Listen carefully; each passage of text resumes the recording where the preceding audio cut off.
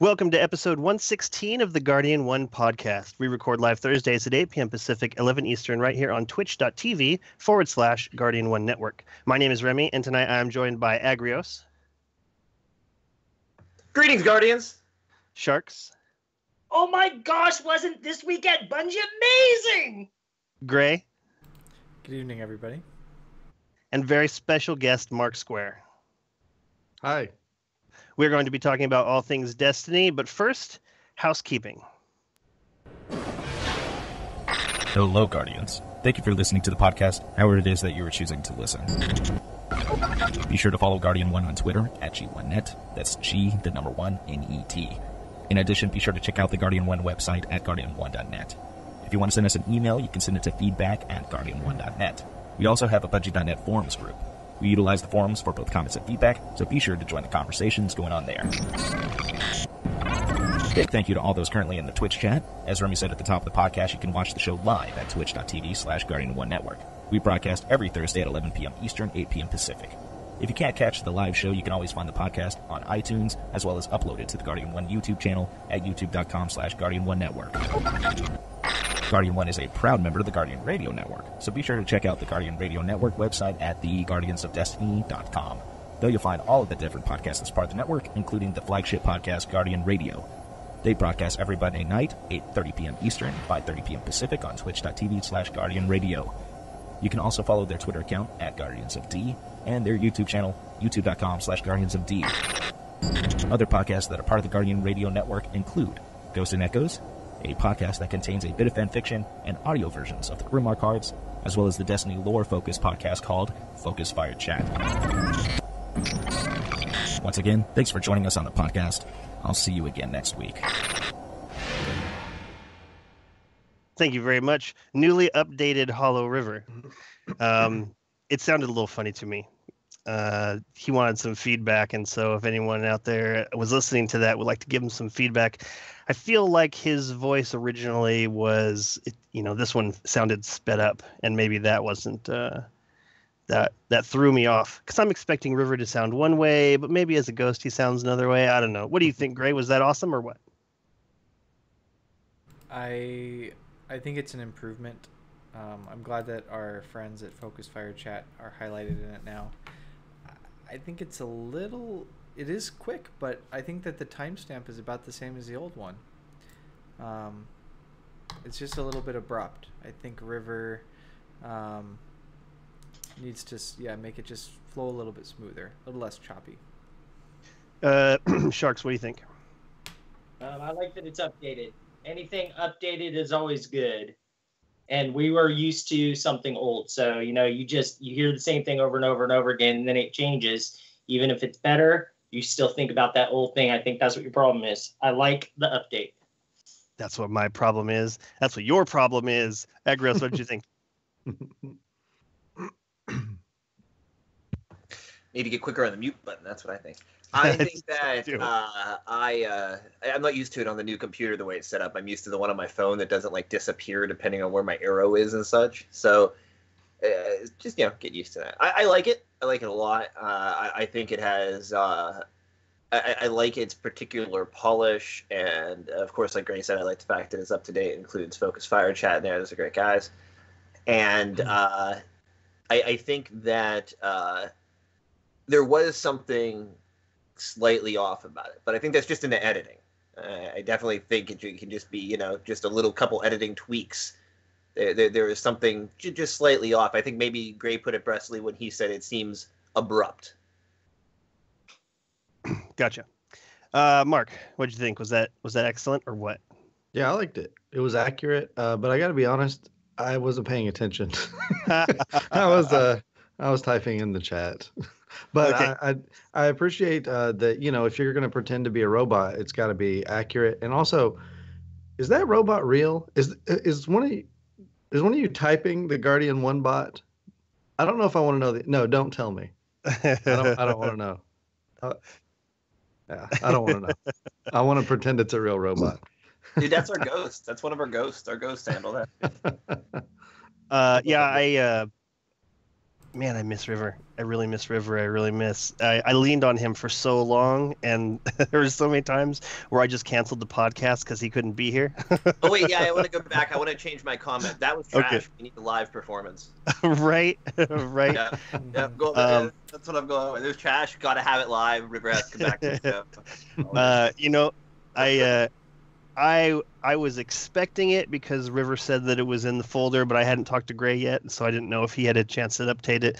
And so usually during the housekeeping, I'm like busy writing out what I'm going to say on the show because this is when my time starts. Like I've got one of those stopwatches. I'm like, as soon as the podcast goes live, that's when I'm able to sit down and actually think about things. But like I was doing that as I usually do, Mark, and so I kept getting pulled out of what I was writing because I'm like, what is this I'm listening to right now? This sounds different. I fear change. Yeah, I do, very much so. That phase, you get really. Yes. Excellent work, though, River. If it sounds great to you, then it sounds great to me. Let's use it. I think that Sharks is right. Anything new is going to be, it's going to take a second or more to get used to it. And if you added Focus Fire Chat in there, then we're all good,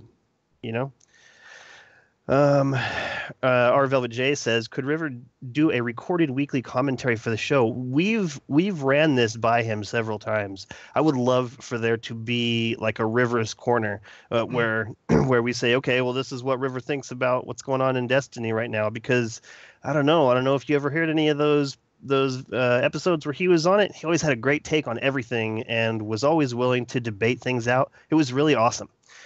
So I'd love to give him, like, here's 5 minutes, here's 10 minutes. I don't even care. Like I got notes I need to be writing down.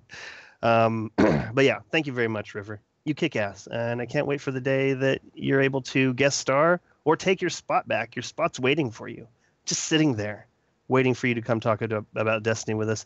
I think that he might show up right around Destiny 2. If I had to look into the future right now, I would say that once Destiny 2 details drop, I would say that he'll be back for that, or at least for one episode, or at least to, record his thoughts. It would be really cool to have him do a video spot like this, and then Gray could just Kodachrome his background out.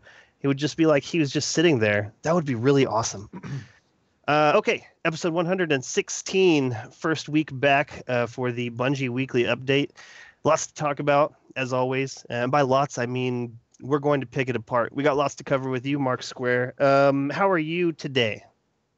I'm doing well. I'm doing really good. I've been working on some real-life stuff and doing some real-life art, not digital art. But yeah, been doing really good. Playing a lot of Destiny, streaming, and having a good time with that.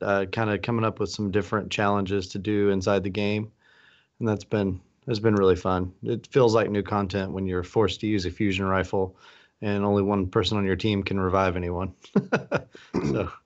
I agree. I'm a huge fan of your self-imposed modifiers. It's a really cool idea, and it does keep the content fresh feeling. I have yet to be able to run any of these things, but when I think about it, when I put myself in that position, you ran some portion of a raid with green weapons. This is correct? Mm-hmm. Yeah, we did Vault of Glass with all you could use were the green weapons for sale in the tower. That's awesome. Yeah, it was really cool. And if you had a green that was a heavy, you could use it, but there wasn't one in the tower at the time, so I didn't even have a heavy the whole time. I tell you But what, I do. I have a green heavy that I've been sitting on. It was one that Planet Destiny talked about. They said that it was if you got this roll with these perks in standard Crucible, it just chews through people. And I've been sitting on it forever. I've just now reached the place where when something comes along that will up my my light level, I want to collect those pieces and spread them out throughout all of the different people that I have. So it's, when SRL showed up, I didn't have 400 for each person. So I just passed around all of the gear that I had to in order for everyone to be 399. And that meant that I wasn't able to use, the boots, the perk on the boots or the perk on the arms, which to me are the most important ones. I do realize that the helmet has the one where you can press forward in my case and hit the ground quicker. I can't imagine that doesn't help a lot. It does. It's tremendous. But because loot isn't based on position of finish, I just decided to go with what was going to give me the highest light level, and that put me at a disadvantage. But it also, at the same time, it helped me build up. I wasn't able to just have 4 or 5 dashes right off the cuff. But yeah, I love the self-imposed modifiers. I think that's really great. I'm really looking forward to taking part in that at some point. I wanted to say it is really great to have you in Guardian 1. Thanks. I feel like I wish that I could be a more active player. I wish I could just play more. Like, it would be so much fun to hang out with all of you and play with all of you as much as all of you are getting together. And so but I watch it all the time. I'm always watching the chat. I'm always watching everyone on Twitter. I'm seeing how people are interacting in the community. And when you joined Guardian 1, you really added a certain spice to the group, and it's really fantastic having you here. You're very a positive role model. I sometimes get tilted, and I just watch you stay very calm. We have some people in this group who are able to stay very calm, and it makes me want to be that person. It makes me think, you know what, this isn't that big of a deal. Maybe I should just chill out. Yeah. And I appreciate that, because that is kind of it's almost my motto in life. Actually, I don't like tryhards. I don't like them in games. And I think they're bad for the community. Really, in my opinion, and they intimidate the average player, and I think it's not good. And I don't like that in real life either. I don't like to feel like someone's getting talked out of something that they like for, air quotes, cool reasons. If somebody likes something, they should feel free, to like it. And that's why I do silly art in real life, like meme/art, and I do silly art in Destiny, just because I want, people need to realize life is not terrible. Life is fun, and it can be, and it all depends on your outlook. And so I really try to kind of apply that in every, angle of my life. So that's kind of where all that stuff comes from. I really, it's not that I don't enjoy Destiny and I don't want to do a good job when I play the game, but at the same time, I think you can make people very uncomfortable. If you're trying too hard, it makes them feel insufficient with their skills. But if you play in a way where it's just very accepting and you're like, whatever happens, then people seem to be more comfortable and have a better time playing, in my experience. The only person I've seen that's actually there's two people. There's two people in Guardian 1 who I feel out Zen you, and this is only because I've seen them working this magic like straight up live. Like I haven't played as much as I would like to with you by a long shot. Really, no one in this group I've played enough with. But Gray, he is like Zen master. Yeah. And also Bobcat over on the Xbox side. Like he is able to quell a group of players who are floundering. I'm hoping to have him on the show next week. But it was crazy. Like, it was over on the Xbox side, and we had just been banging our heads against the wall on the end of King's Fall. And somebody left, the person who was leading our group left, and we offered him to come in, and he started joking around, and it was like, I don't know how he did it. But everyone was pissed. We should have They beat were this all like "We forgot to 45 be minutes mad ago, right? after Bobcat showed up." Yeah. So really, I love having you in the group. It's great to have you here. Thank you for being part of Guardian 1. Oh, you're very welcome. And Velvet thinks I'm talking about him, but that's not true, Velvet. I love playing with Velvet. There's nobody in Guardian 1 that I consider to be a tryhard or that type of a negative player at all. In fact, if I could do a quick shout out to Dakota Dark, he is like that as well as far as leading a raid group. I've never seen anything like it. We were on what's the guy? Not Axis, but the one Varix. No, that doesn't seem right. Vosic, that's him. And it just was going to pieces, and it was fun. I love it when things go bad because it's more exciting. It's like new content. And so we're all dead except Dakota. All of us don't get into a safe room. We miss a monitor, don't get into a safe room. Everybody's dead except him. He gets everybody up, and it's like this epic, like split second. Vosic was enraged, like just right down, almost wiped us at the very end. We saw the monitors come on, but it was all because he was like super calm. Like, okay, I'm gonna go ahead and get you guys up now. It was like Bob Ross painting, but it was Dakota painting that, painting success in that raid. So shout out to Dakota because he's like that too on the PlayStation side for sure. You're totally right. I absolutely forgot about that.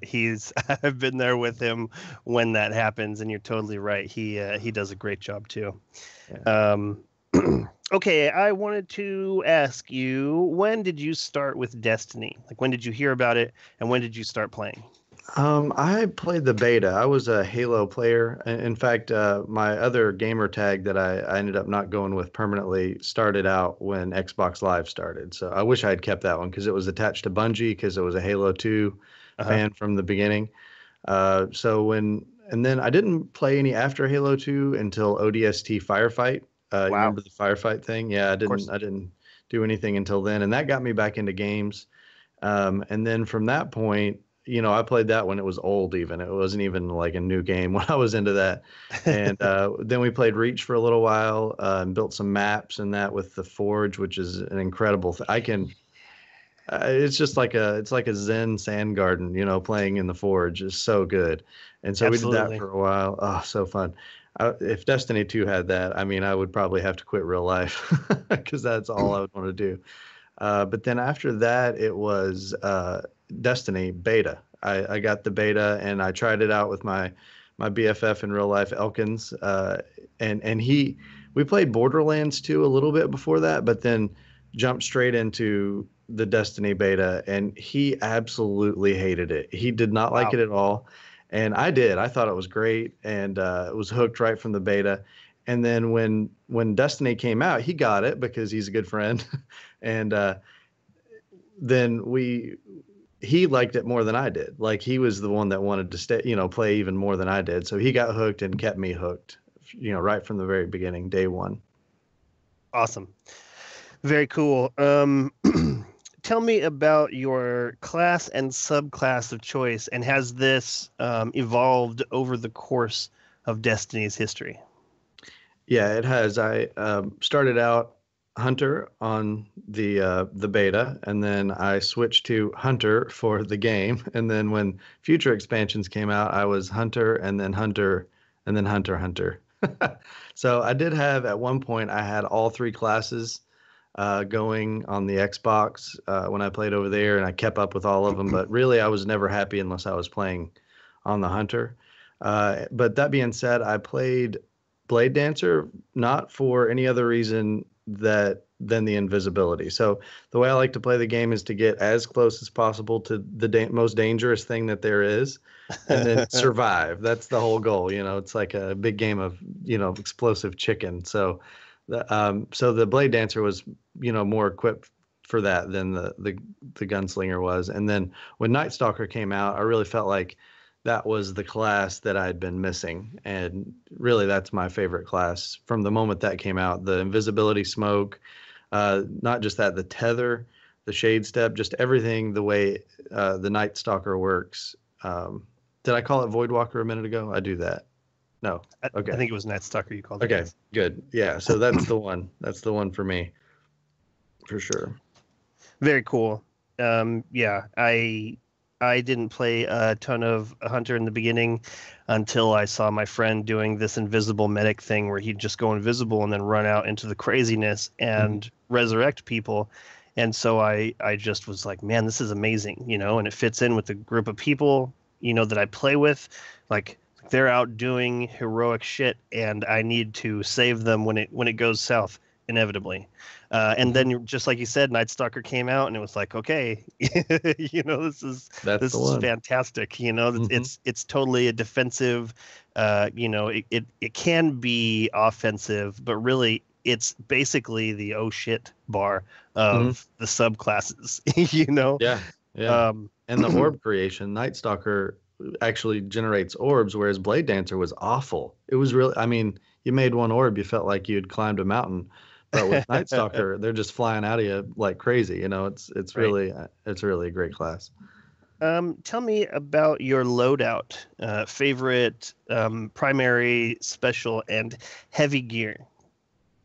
It changes, and the reason it changes so much is because like I said, I'm not too much of a tryhard, and whatever is fun at the time is what I'll use. But that being said, the way that I play, where I'm doing all these different weird challenges, if there's a mini game built into the gun, I'm gonna like it. So Bad Juju, I like to try to never reload Bad Juju if I can, like go through a whole strike. And if I reload it, there's some kind of penalty or something, So I got a hold of the Jade Rabbit recently, and that's been really fun because it's a slightly more challenging, mini game inside that.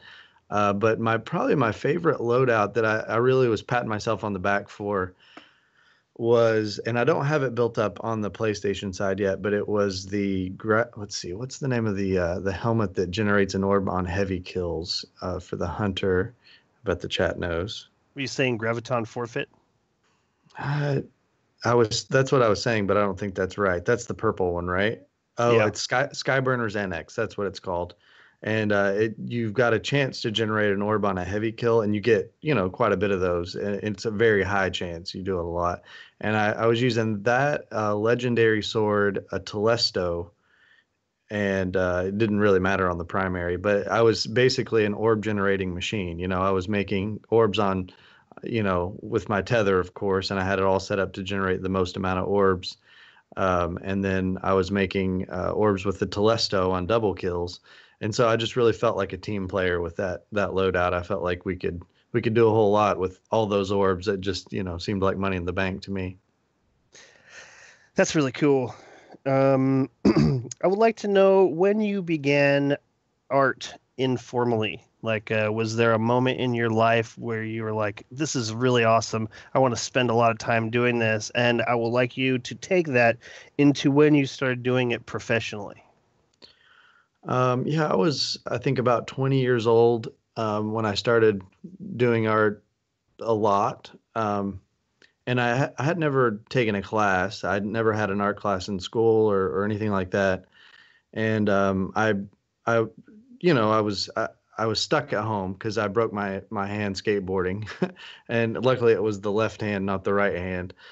So I was able to, that was my pastime when I was basically unable to do any skating. And I took 3 classes from a guy that was a retired art teacher because my dad taught school as well, and he knew the guy. So at that point, I never do anything halfway, really. I really throw myself into things when I get into them. And the first thing I did, I started doing some paintings, and he was helping me with like the color wheel, and like you mix this with this, you get this, which seems pretty basic, I guess. But he taught me how to do that and how to stretch a canvas. And then from there, he pretty much said, "All right, you're ready. You go forth and do art." And so I started doing paintings on a large scale immediately. I went straight up to like a 4 foot by 4 foot size, and I did a few. And then I found, in my town, there was an art center that had monthly art shows for local artists. And so I just like went right in there and talked to the woman that was running the place, and she was like, "Okay, this is great. We'll have a show for you." So she really helped out a lot. And she's a retired English professor that was a portrait artist, and she really helped with the business side of it. You don't really think of how do you market yourself, and nobody wants to think about that, and they want to think, well, that's the evil side of things. You don't even consider that. But she kind of helped me with all that stuff and how to have a cohesive vision for an art show where everything is going to look good next to each other, but be a certain theme where people are going to walk through and they're going to feel like, oh, this guy's telling this story and it's played out through these, this number of paintings on the wall. So from there, I, off and on throughout the years, kept doing art. But then eventually that same art center invited me to be the artist in residence there. So now my studio is actually on the main floor of that art center. And when people come through to see all the shows and everything, my studio's there, big, just glass, and they can look in and watch me paint and all that kind of thing. So just kind of stuck with it in the same town and developed a name for myself as a silly artist and just kept going. People like silly, apparently. That's really awesome. I think maybe it has something to do with you doing silly really well. I feel like even in everything that I've seen that there's some layer of seriousness. I think that maybe that's where it's grounded, is that you're taking your silliness seriously. You're not just throwing it. You're not Jackson Pollock. Okay. And yeah. I appreciate that. Yeah, I'll spend 3 hours on a meme. I totally will. Well, your memes are excellent, and I received that Tress Zapper, and I love it. It's so good. Detailed. Now, I'm curious to know what size that was when you made that, because as I'm looking at this image, I'm just thinking, I'm looking at this, and I didn't expect it to be that detailed, but it is super detailed. And it looked like just like you made it look very easy. What size was that when you made it? I make everything digitally first. So a lot of times I'll be, waiting for a doctor appointment or just sitting in traffic, and I'll pull out my iPad and start using a stylus on it, just drawing it out that way. So you can zoom in and everything. There's apps for that. I have, a Wacom for my computer as well, but it gets very little use. I think I did almost all of the Tress Zapper just on an iPad with a stylus. So, yeah. But I just do as high of resolution as I can, but then you have to just zoom in on each part. But that's very backward. A lot of artists will do something physically with a pencil on paper, and then they'll scan it in, and then they'll, or they'll do a full on painting and then just scan it into the computer. But I work opposite, and I feel like it works better for me. I can do a lot more art really quickly, no matter where I'm at, is the thinking. That's really cool. Okay, so I want you to have a chance right now to tell everyone where they can find your stuff, and if you sell things, where to find those things, if you do things other than Twitter, where to find that, and then I'm going to go to the panel. Every time we have a guest, I've told them to come up with a question, and so right now, while you're giving out this details, they're going to come up with their questions. So why don't you let everyone listening know where they can find you, both social media and for your art. Okay. I make a lot of art and designs for Destiny, and I work pretty closely with Ryan over at Planet Destiny. So if you're looking for shirts or anything like that have my logos on it, you can check planetdestiny.com, and their store will have those in there. All the proceeds go to benefit Planet Destiny and all the good work they do and all the reviews and all that stuff that they do. And going forward, that all that money will go to charity. I don't make a penny off of the Destiny community. I just don't, they've given me so much and in friendship and just, the community is so great. I just don't, I would never take anything back. As far as prints and stuff, like what you got, I was showing this one earlier, the beaker. The beaker. Here's Jake the Doggoclast. All that kind of thing. I give them away on my Twitch stream. So that's www.twitch.tv/MarkSquare. And so if you come on there and I'm going to start doing viewer strikes, and it's obviously nothing try hard or anything. You got to be super skilled to do. It's just silly challenges. And sometimes we go into Crucible. We had an assist race. So we did, I think you got to join for that one, Remy, oh no, did you? Yeah. We did the assist race where the idea was after 3 games, who had the most assists. So we were all shooting people and not wanting them to die. You know, that was the whole idea. So anyway, stuff like that. You can find my art for Destiny through those channels. I'm on Twitter at @MarkSquare_. So you can check that out. And I do some live streams of my regular art there too. I'm on Instagram as the Mark Vlog, and I do a vlog over there about art. As far as how to buy my art, you know, my regular art, not my non-Destiny art, you can go to communityartcenter.net, and that's the place, the building and the organization that I help out in real life. And most of the proceeds there just go to them as well. But they would be able to sell you stuff, you know, over the phone, but then I would have to ship it. So I don't, most of the stuff I sell locally, there's like a craft brewery place, and they sell a lot, and a bourbon bar near me that sells a lot. I guess when people get drunk, they actually like my art a lot more. So I do most of my art sales. I don't do a whole lot online. But you could contact me through the Mark Vlog if there was a certain print or something that you're interested in. Excellent.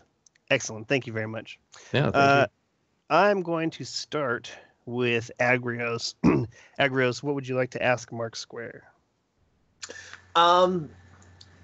What now maybe I missed this when I was looking up some information, but I don't think you touched on it. What exactly drew you to Guardian 1?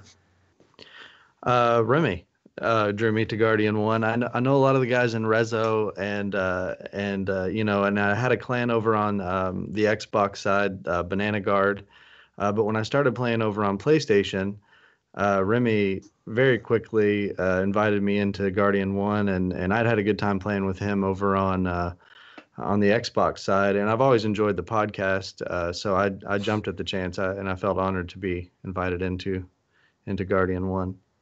And then Gray put me through the paces, and there was this rigorous testing process that we went through. I had to turn my head and cough, and no, I'm just kidding. Oh dear. Well, there's a physical involved. Yeah, great. I am a doctor, Mark. I am a doctor. It's okay. I mean, when we told Gray he could go nuts with the enrollment process, I had no idea. Yeah, it was all very official above boards, and yeah. Well, I'm glad you passed it. If it was the other way around, if I had to go through that, it just wouldn't even fly. Pull it off. When Mark says pretty quickly, it was like fast. Like as soon as I heard that he was, what it was is that Mark was like, hey, I got a PlayStation, we should play sometime. And I was thinking, oh, I wish that I could just drop what I was doing and play. But then I thought, what, it would be really cool for him to have access to everybody in Guardian 1. Like everybody's looking for people to play with, and what a cool guy. Like I've wanted you to join, Mark, since I first met you. Like what was it? I think it was you and one other person were helping me with it was like Prison of Elders or something like this. It was Elkins actually that plays with me now. His gamer tag was different over there, but yeah, same guy, and Guru as well, our other friend. Yeah. Oh yeah. And it was really excellent. Like I just kept thinking to myself, man, this Mark is fantastic. Like I would love to have him in one. Sure. And, but I'm not a poacher, as much as I probably should be, as much as I might possibly could be. I don't know. You had your own thing going on there. I didn't want to break up the band, but then you're like this free agent coming over to PlayStation, and it was like one of those National Geographic shows where they're like, and here's the for his prey, and there it was. No, I felt honored to be swooped, and I instantly felt at home in the chat, and thanks to Nerd and all the people over there that just make that chat. It's all the time on Twitter blowing up, and it's so entertaining, and it's not just Destiny, it's other stuff too, but it's a lot of fun. Everybody made me feel really welcome. I really appreciate it. I really love the Twitter chat. I've been having problems with Twitter on my phone. Like basically every other sentence I type it ends up freezing and then typing twice something that I wrote and I have to go back and erase it. And by that time it's freezing up again. But I love the conversations that are going on there, because you're right. It's not just Destiny. It's all kinds of things. And yeah, like as soon as you got there, you just jumped in and everybody greeted you warmly, and the chat continues. So I feel like that's the first step anyways, is, can you sink or swim with this chat? And no one is forced to go do this chat, and it's really a great idea that you turn the notifications off when you join, or else every 30 minutes there's more and more notifications. But excellent. Sharks, what question do you have for our very special guest, MarkSquare? Well, I actually had another too. Oh, well then Agrios, what else you got? So, as a professional artist, what advice might you have for people out there who maybe are professional artists, who are working in like a copyrighted media like Destiny? Like when you get into that area, as far as when you get into selling your art, where is the line? What can't you cross? What do you need to look out for? What basically could you advise the amateur artist on with that? If you have to ask, you're breaking the law. That's what it is. And so the trick is, it's not a huge issue for me because I don't make any money off of any of the Destiny related art. But like as far as like, for instance, one of my art pieces is called Crab Soup, and it's a can of Campbell's crab soup upside down over a crab. It's like his shell, and it's one of my kind of like noticeable, recognizable pieces. But Campbell's soup is through time, like Andy Warhol did it all the time. Like it's okay, So it's a pretty established thing. And so is it just a matter of that they're cool with it and not going to come after you, but you're still technically breaking the law? It is, but there's a certain protection under satire as well. So, for instance, if I wanted to do a serious piece of art where a guy's holding like Brillo pads and he's got the box on display or whatever, that's a really weird piece of art for one. But actually, I don't know that it would be serious when it was all said and done with that going on. But yeah, but it's different if it's satire and it's meant to be silly. I've never had a problem with it. Where's the in line with inspired by? If you go to researching it, you'll find information that says don't do it everywhere. That being said, you're Damien Hirst and it's going to sell for, millions of dollars. That's one thing. If you're local artist guy, just having a good time, those companies are never going to say anything. If they did, it would be good publicity for you. And because what those companies are worried about is, are you making a lot of money off of our name? So in all practicality, if you're not just absolutely raking in the dough off of, that McDonald's logo that's on your piece of art, like if that, you're fine. You'll be okay. Gotcha. So, but if you're selling like thousands of T-shirts with someone else's logo emblazoned on them, shame on you. But I think I understand the question correctly in that you're trying to do a funny thing. It's got to have this thing in it so it's recognizable, and that happens to be a brand and it's copyrighted. Not even necessarily funny, but when it's not, a direct image of, this is an artist's original image, but it's clearly of something from Destiny, and you're not necessarily like running a business to make money, but what if you wanted to put that on a T-shirt to promote I draw art on Twitch? You know what I mean? Like, where is that line? You're making money. You're very clearly going to make money from this T-shirt. It's not a direct image of anything Bungie actually made. It's your own original creation, but it's of their intellectual property. Absolutely, I get it. Okay, so there's a percentage. There's a percentage that it needs to be changed in order for it. So like. In other words, like, okay, take this this image here. It's the Jake the Doggoclast, right? Yeah. So this is the Mythoclast, like hardcore. Like you can see the silhouette. Like that's the Mythoclast. But it also has Jake the dog's face on it. So you're definitely crossing into satire there. Correct. So, But what if it was a serious your interpretation of the Mythoclast? Then it would be. What if you drew a badass Guardian holding the Mythoclast? But that Guardian's not anywhere in Destiny. That's your original Guardian, but it's using images from Destiny.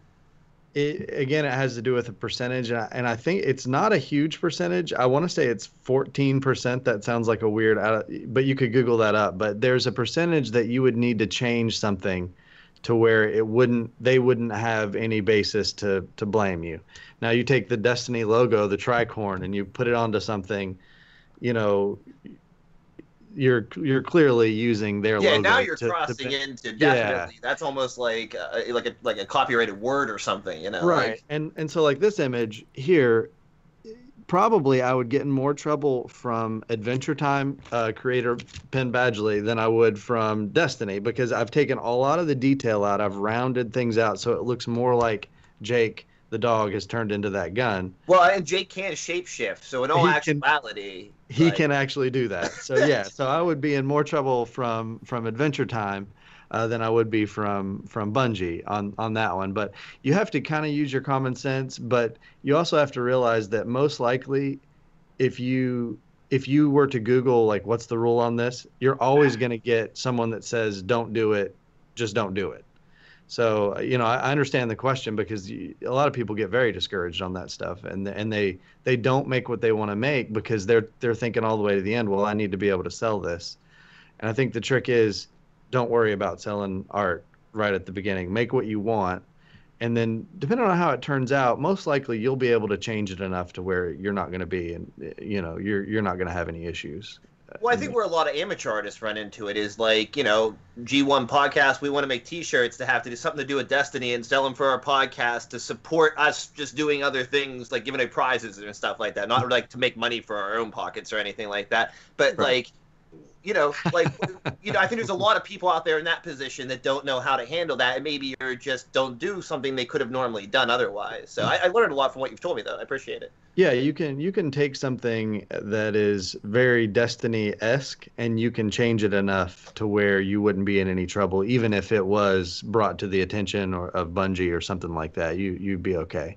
Well, I know like the Guardian Con t-shirts last year had the Tricorn logo on them. And as far as I know, Bungie didn't actually give them permission to use that. But I mean, they also were donating all the proceeds to charity, so Bungie just might have kept their mouth shut about it too. So I was curious, about it makes a company look really bad if they pick on an artist. It really does. And some artists go out of their way to try to make it happen because it's good publicity. This big corporation is picking on Mr. Small Artist here. What about those bunch of jerks? But Bungie is a super cool company. I mean, they have the whole creations page, which Remy has talked me into being brave enough to put something on there. I fear ridicule on bungie.net because of the trolls. Oh, there will be. There will be. Yeah, no. You can take it to heart knowing that, well, that's bungie.net. That was going to happen. Brace yourself. You can just be thrilled to be like, oh my god, there are some good comments in there. That's amazing. I'll just take the good, yeah. Other than that, I'll just prepare to be boarded. Like, see, by Bungie.net standards, if you go in there and there's a comment that just says, well, this isn't complete shit, that's like the most glowing recommendation possible. That's like the highest bar set on Bungie.net. Like, oh. Great comment. Excellent. Sharks, what did you want to ask MarkSquare? Okay, so you obviously have been doing art for a very, very long time. Probably have done many pieces of, whether it be a painting or a sculpture or whatnot. Tell everybody what your favorite piece of all time is and why, and also your favorite piece since you've been doing your quote-unquote Destiny stuff and why. Okay, so there is a favorite piece, and it hangs in my friend Roland's office now, and it was I feel like a breakthrough piece for me, because it was when I really solidified I don't like tryhards in my mind, and I don't like people who are trying to talk other people out of what they like, and there's a piece called Mermaid Interrupted, and it was a show I did of wood panels, and I used a blowtorch to make all the art on it. And there was one that it was a mermaid. She had like a trident, and she was picking up trash on the seafloor, and it was all this litter, right?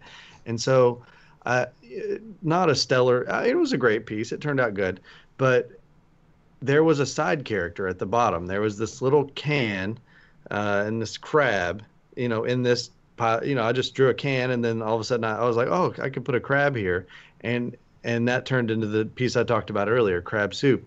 And that was the piece that made me think, first of all, a mermaid picking up trash on the seafloor is pretty silly, but that was the piece that made me think, my personality is in this piece. And I gave myself permission to be silly when I made that piece. But the big breakthrough was when I looked at crab soup and I thought to myself, out of this entire piece here, it was huge. It was, 6 feet tall and 4 feet wide. Out of that whole piece, this 3-inch, 4-inch tall detail in the bottom of the painting was my favorite. And at that point, I gave myself permission to not worry about the rest of it, to do what I wanted and make that the focus. So then I brought that statement about, there's all kinds of statements in that. A crab wearing a piece of litter as his shell is pretty, it's a statement about, global warming. It's a statement about man just destroying the planet, all that kind of thing. And I brought that to the front. As silly as it is, there's a whole lot of layers to it. And I gave myself permission to just focus on what I wanted to. And I stopped worrying about backgrounds. I started doing white backgrounds like you see in or plain backgrounds like you see in all of my Destiny art. And that was a big breakthrough moment for me. So that's my favorite piece. Mermaid Interrupted, leading to crab soup, leading to basically all of my current series of artwork. And as far as my Destiny art, my favorite that I've done so far, oh man, that's a tough one. I'll give you a second to think about that. I want to say that this is an excellent example of what I was saying before, where you are looking at something silly, but it has layers of seriousness to it. The idea of a mermaid picking up trash on the seafloor is like heartbreaking. It's tear-jerking if you give it a second. The idea that that humans are destroying this, and it's up to, I don't know, what would you call mermaids, like sea life? I don't know what their society consists of, so I don't know where they rank as far as, are they as smart as humpback whales? I thought about the little Indian with the teardrop.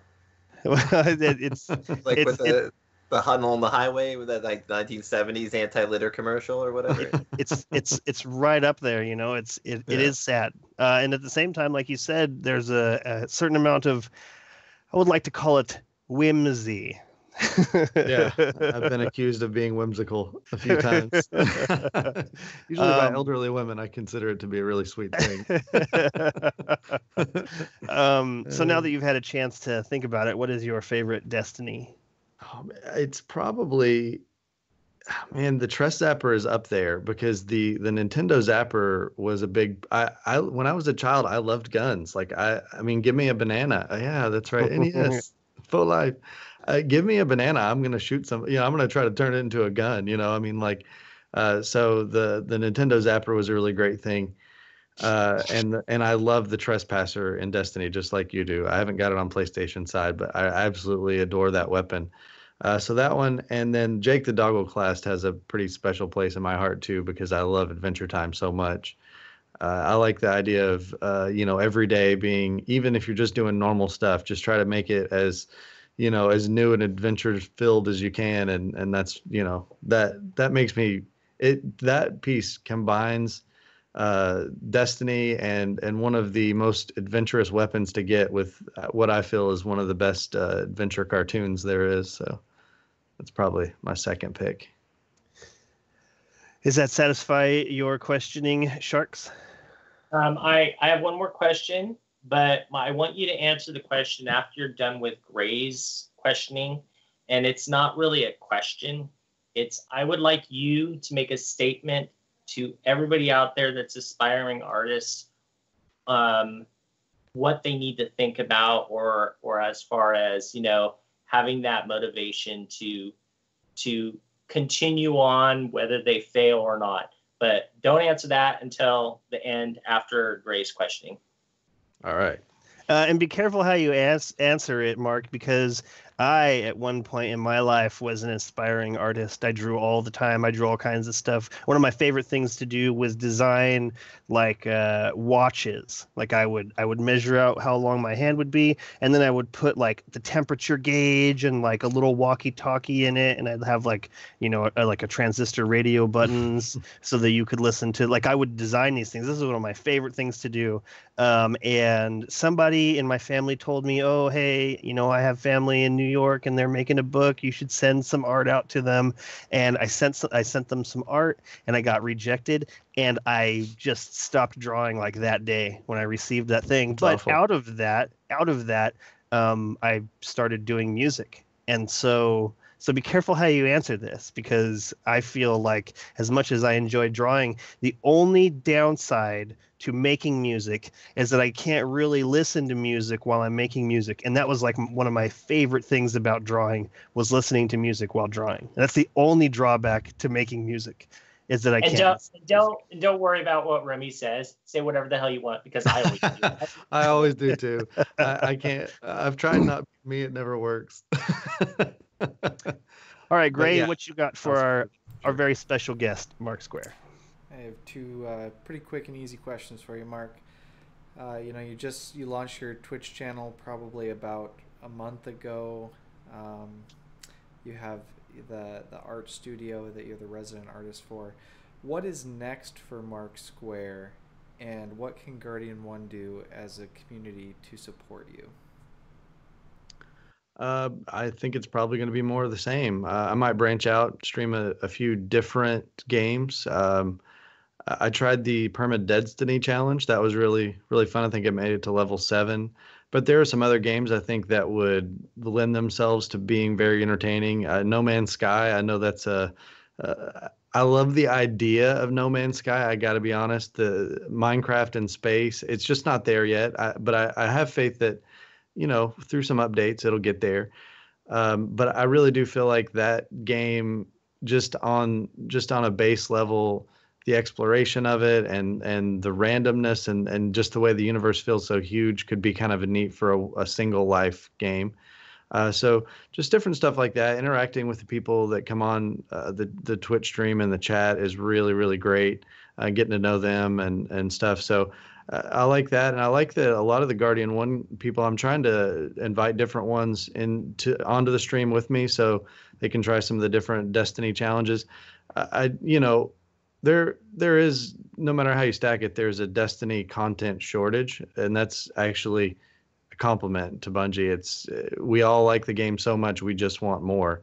And so one of my main goals is to just come up with such a catalog of different ways to play and challenges to do that the people who are like, oh man, I'm really burned out, they'll still enjoy the game. And I think that's something that I feel like I can give back to the community, because the community's been so good to me, in particular the Guardian 1 guys. So I've got one thing in the works right now, as far as I was telling you, I think before the show started, about the Thrallway challenge, where we activated the plate, cleared out the darkness, and we basically tried to survive up there on top. But we didn't cross the bridge. We just tried to survive with some different weapons. We're going to go down to the Templar's well, and we're going to attempt to enrage him to death, or enrage him until he kills us. So we're going to see what happens. We're not sure what's going to happen, if he just keeps sending more and more Minotaurs, or if there some kind of countdown occurs and he just wipes us. But so it's stuff like that is my future, as far as playing games and stuff, just keeping it interesting, giving away more art on the stream. I'm getting ready to start, as you all know, I love my coffee mugs. Sharks recently broke his favorite, which I'm sorry to hear. I got this Iron Banner one the other day. So I'm going to start putting some of my art onto some coffee mugs and giving those away on stream as well.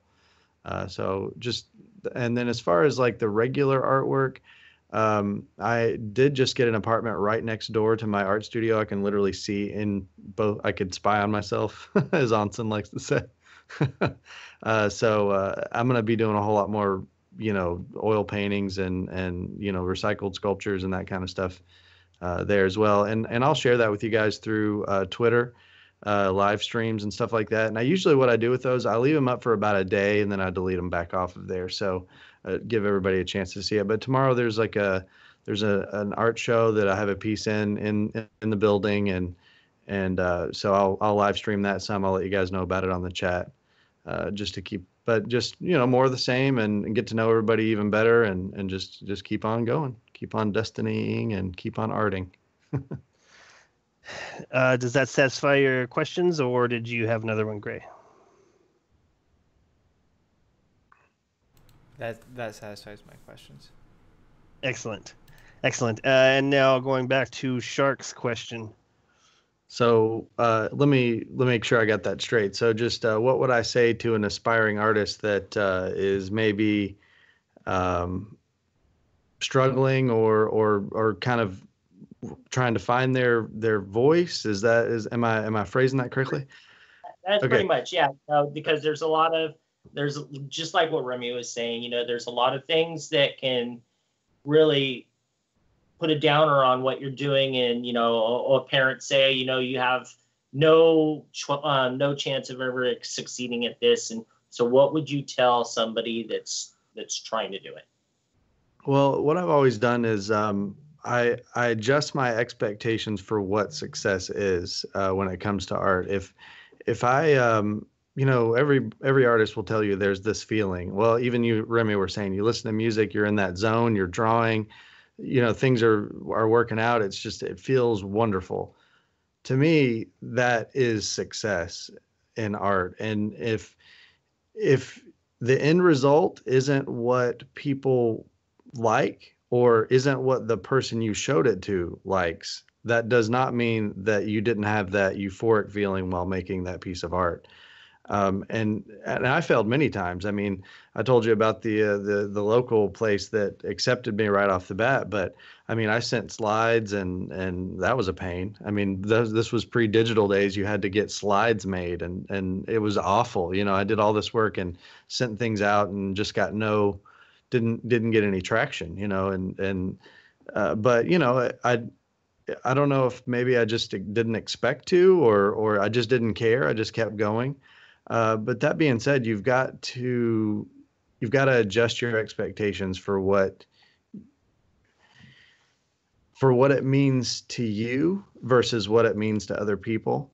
But on a practical level, if you are trying to break into in the fine arts, for instance, if you're trying to get a show at a gallery somewhere, there are some very practical steps you can take to be more appealing to that type of a person. And it all involves, and this will help you just overall. Sometimes people talk about writer's block, and artists get blocked too. They feel uninspired, or they're like, well, I want to draw something, but, twiddle the pencil. Like, I just can't think of what to draw. And that's actually a result of, in my experience, of too much freedom. Not enough. You can't narrow it down. There's everything in the world. There's, infinite things, but what are you going to draw? So what you can do is you can place rules for yourself that will help you to narrow it down and feel inspired. So for instance, the one show I was telling you, everything in it was a plank of wood that I had then taken a blowtorch to make the pictures on. So that was the rule. That whole show, that was the rule. And then being that I was working with natural objects, I naturally gravitated towards doing things that were about the planet, and you get to thinking about trees and deforestation, and all that stuff kind of comes with that. So if you can kind of find your voice, mine's silly. That doesn't mean everyone's is. If you can find your own voice, though, you won't ever run out of things to do. And if you do, change something a little bit. Just change the rules, change the paper, change, make the rule, this time it's going to have to be all based on Flintstones, the cartoons. It doesn't matter what limitation you set, just set one. And then at that point, it's okay to fail. I have a public studio. I fail very publicly very often. I had a recent project. I was going to do monster jars, and so I had my friend Paul, build up some jars, with lids, and I sculpted faces onto them, and then he was going to fire them and all that stuff. But the clay didn't bond. I didn't get the two clays at the right. One of them was too dry, and the face just fell off. I mean, just like and everybody's coming in and looking at it. They're like, oh man, this is really cool. I can't wait till these are done. They come in the next day, the nose is falling off. You know what I mean? So it's just like, life, what are you going to do? So failing shouldn't be the end of the story at all. It should be, just pick yourself back up. There was a time when I was getting ready there was a big blockbuster show it was about recycling. Everything was about recycled art. And I literally sat in my studio and played Minecraft for about 3 months. I mean, I was like, I had no idea what to do. I had no clue. And it finally, after all that Minecraft, ended up making very boxy, recycled out of cardboard and grocery bags art. It's just, it came from it.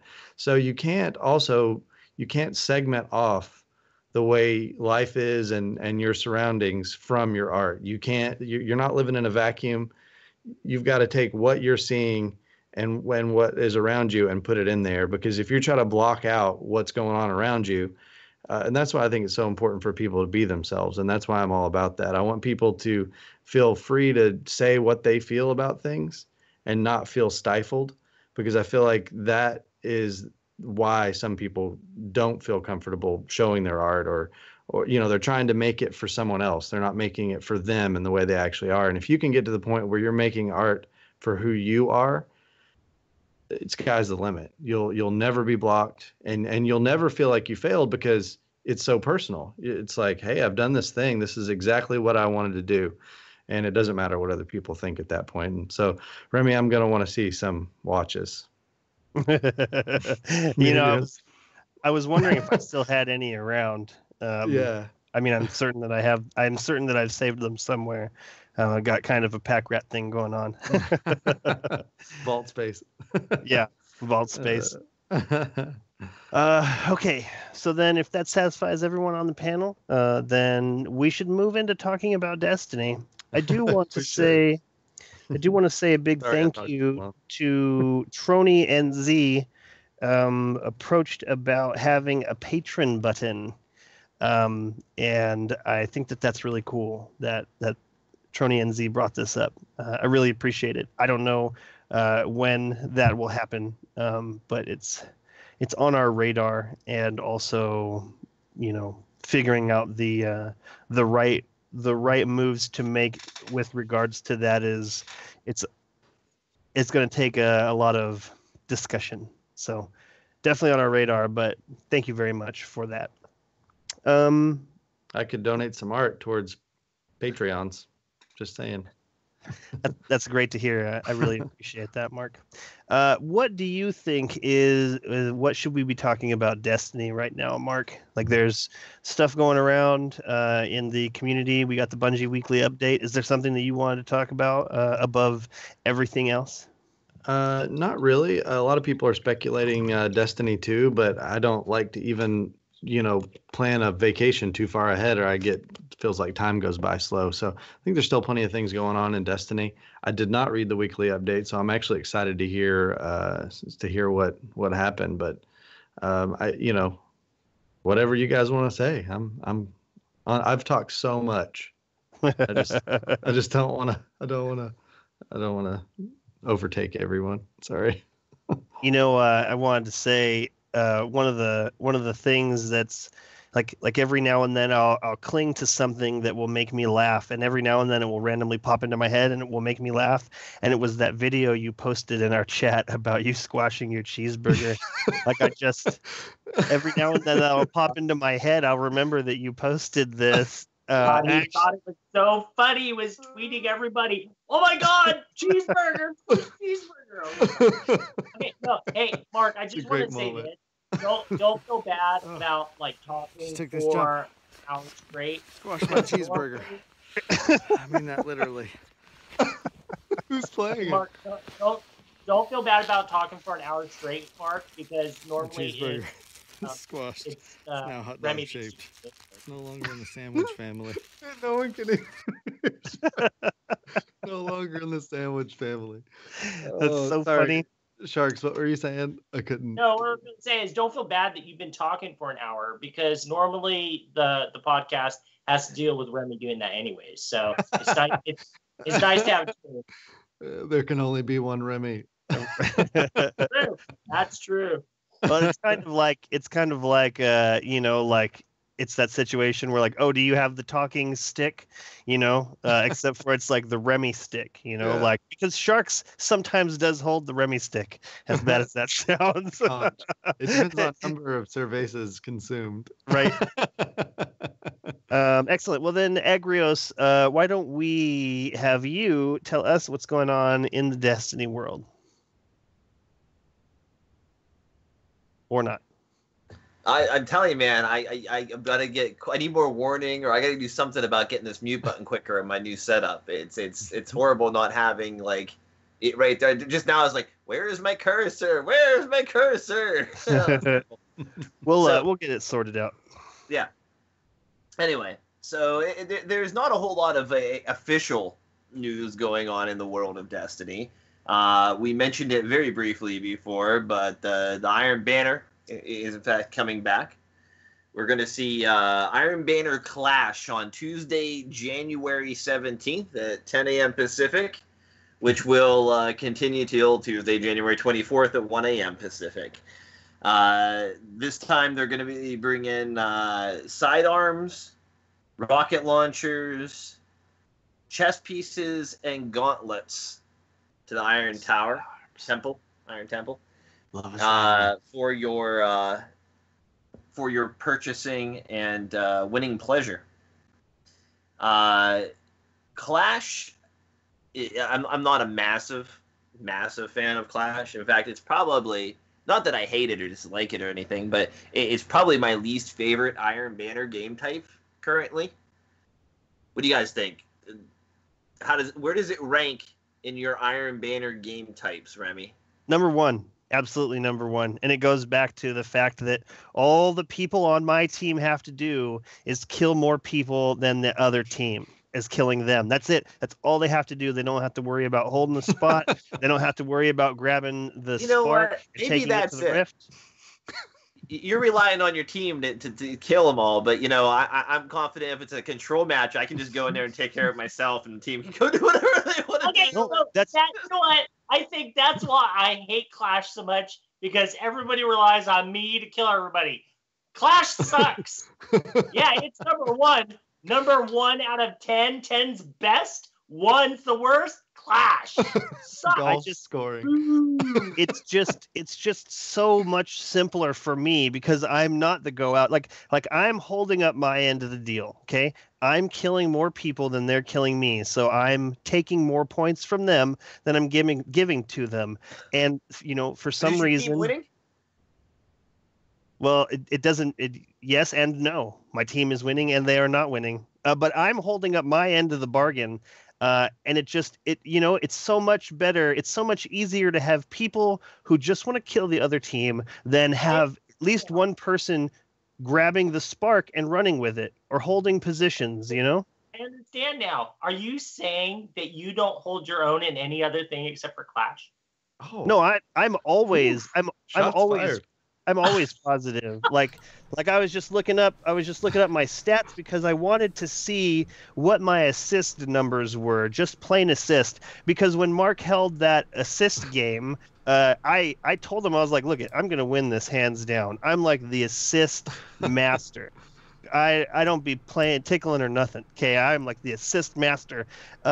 And so what it ended up coming down to when we played that game was that everybody was leaving these enemies open with just a couple of hit points left, and it was like blood in the water. Like I just couldn't be bothered to not try, like to pull myself back. I could not be bothered to leave enemies alive, and so I lost way bad. But I wanted to prove to him that I have, that what I'm looking at is a very high assist number. But I can't find just assist. But in the top ranks on Destiny Tracker, The second highest one that I have is the top number one I have is a minute and 35 seconds for lifespan. I'm in the top 1%, number 3,142 out of everyone who's entered their score. I think it's like 935,000 or something like this. And then the second one is my kill assessed over death. And I'm in the top 3% with a 2.0. I have a solid 2.0 right now. And so I'm always holding my own. I'm just saying it's easier for my teammates to hold their own when they also don't have to go for an objective. That's all I'm saying, Sharks. I'm always holding my own. If you're solo queuing, I think you're right. Clash is the best one. Quality of life. Right, and so because I don't really know how long I'm going to get to play, like it's like, well, I can jump in. Like I don't want to round up a group of 5 people and be like, yeah, we're doing it. We're playing Iron Banner. One match over. Oh, okay, I got to go, guys. Like, I know I invited you all out, but I feel the exact opposite of you. I feel like Clash is where I need to go round up a bunch of teammates in order to get consistent wins. Yeah. Because when I go in a Clash solo queue, that's when Bungie just they think I should be the superhero of every team they put.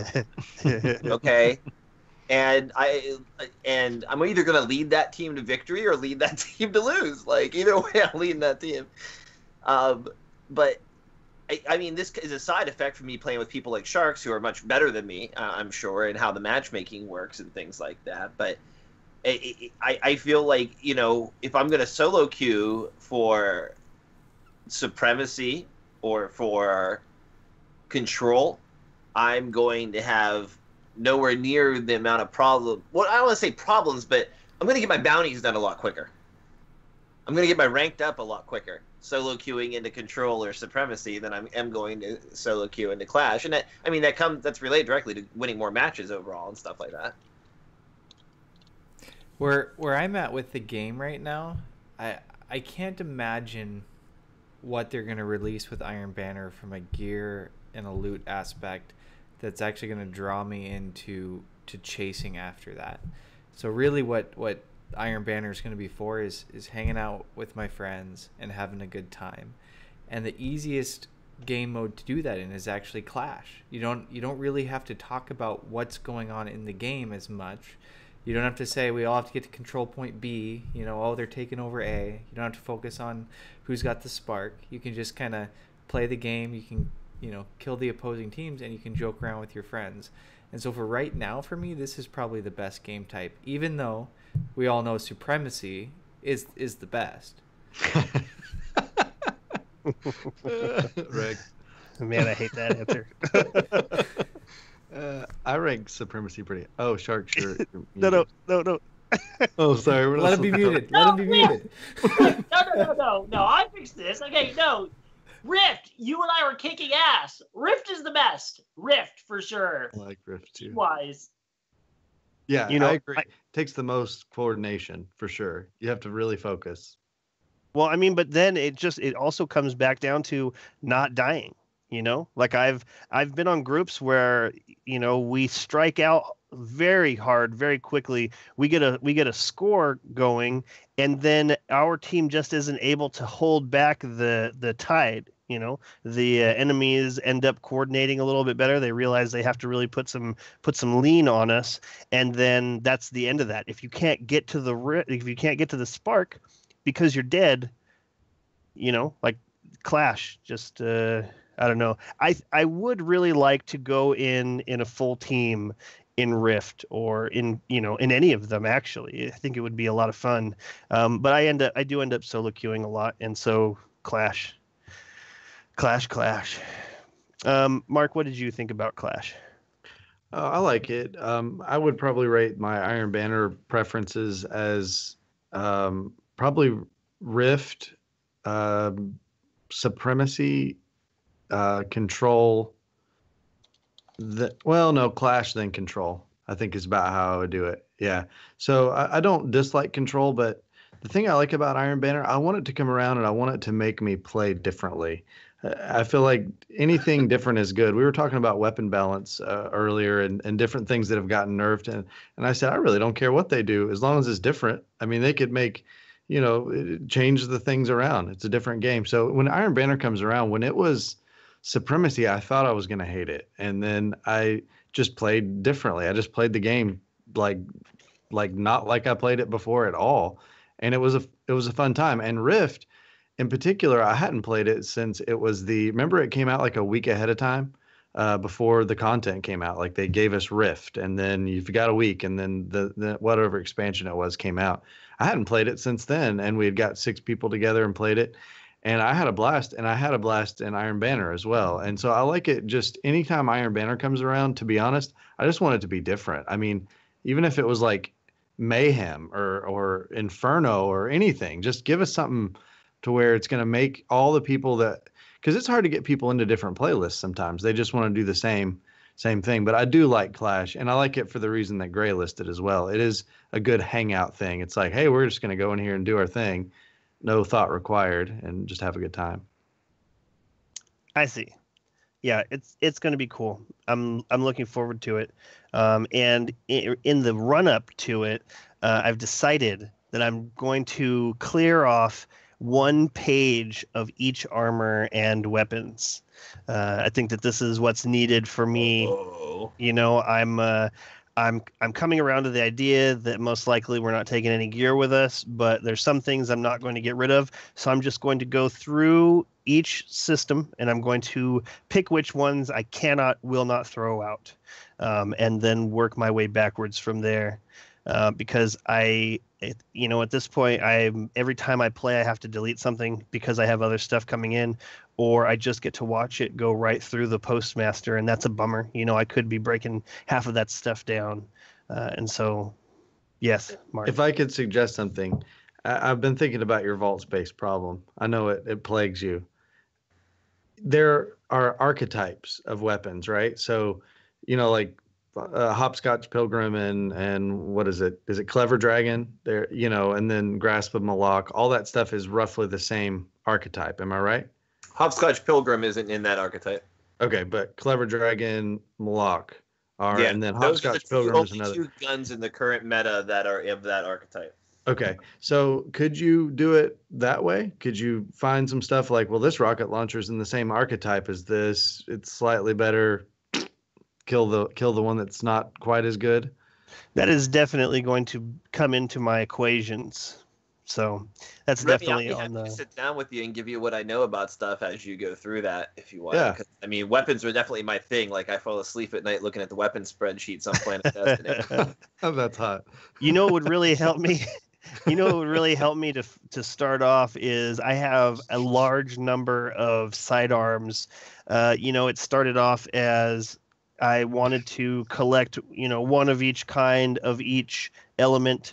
But I feel like maybe if I just have one of each kind, here is the best Iron Wreath, here is the best Havoc Pigeon. I that's what I really want to start off with, because that'll clear up like 10 slots. I think like some of what where I've gone, because with all the weapon types and the space available, you just and the different archetypes of weapons, you just really can't do one of each element of everything.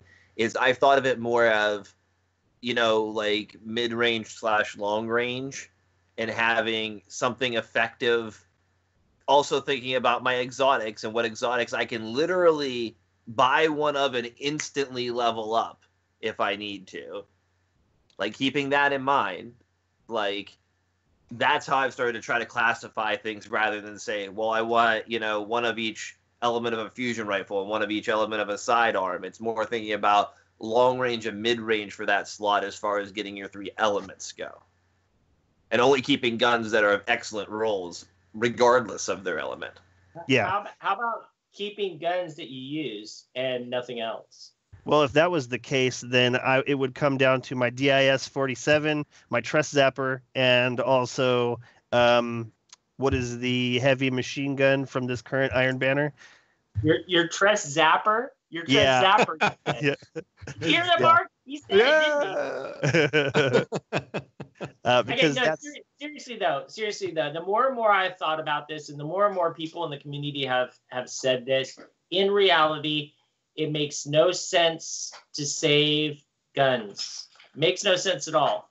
We're saving guns for a patch that might come next week or the week after and might change everything. Well, whoopee-doo, you go out after the patch and you go and look for that gun wherever, and then you get a gun. And then you're having fun playing the game instead of being pissed off all the time. I can't play the game because I don't have anywhere to put my guns. okay. The only Well, there problem you with go. that, the only problem with that is what happens when I remember that I saved a gun that has exactly that role. And the reason I have so many sidearms. It's What's a that? memory. It's a great memory. I had that gun at one point. Old Yeller dies at the end. No, so I think the first thing I'm going to do is I'm keeping everything that does not have a little symbol on it. Like how like Magic the Gathering has those little, this is this deck. It comes from this deck.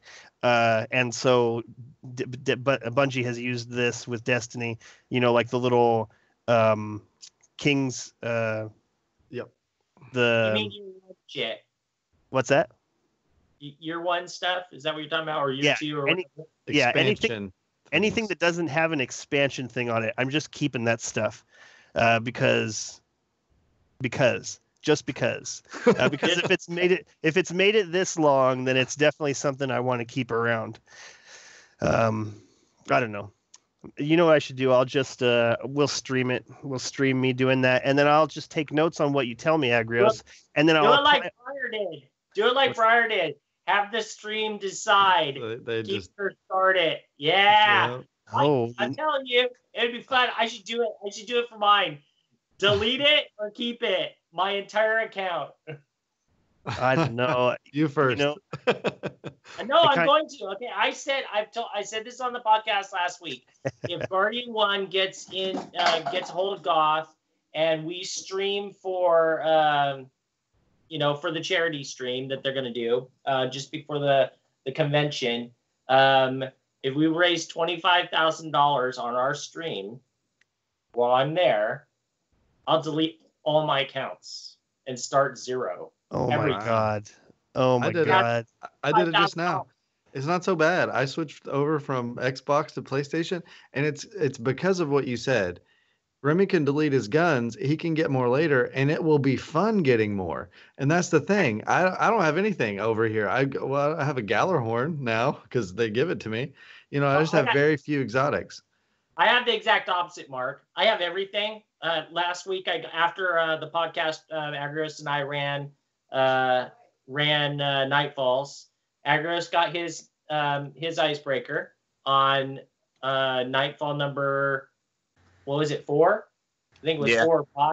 The 4th bounty. And I got mine on 6 because I didn't do them every week. So I got mine on my 6th Nightfall. And so now I have everything. So what's the point in playing? So if I wiped it all from scratch, I still never got Zen Meteor. Oh, seriously? Will not pop for me. First off, secondary weapon engrams won't drop for me ever. And the ones that do... I told everybody in chat, and I said this on Twitter this last week too, that I have everything in Destiny except for one thing that I actually did and I didn't get credit for. And that's ringing those damn bells. I need that too, Shark, so let me know when you're going to do it. One group, all 6 of us. And they were like, we only need 5.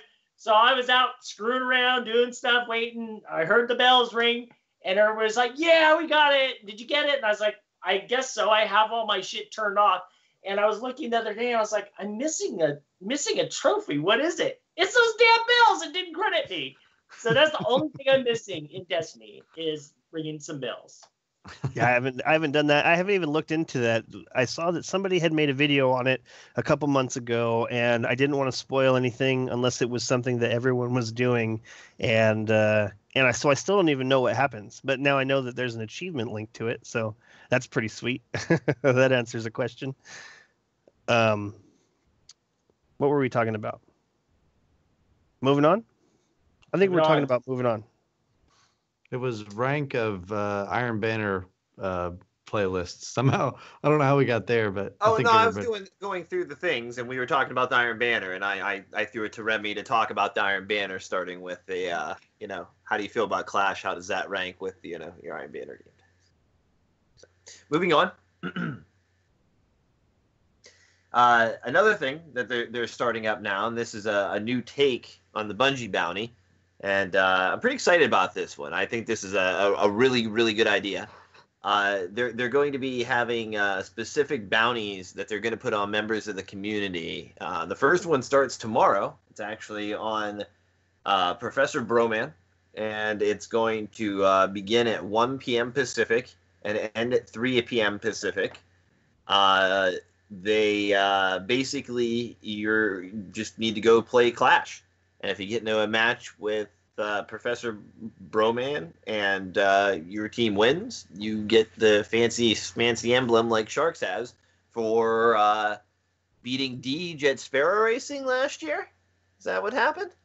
Yeah. Oh, awesome.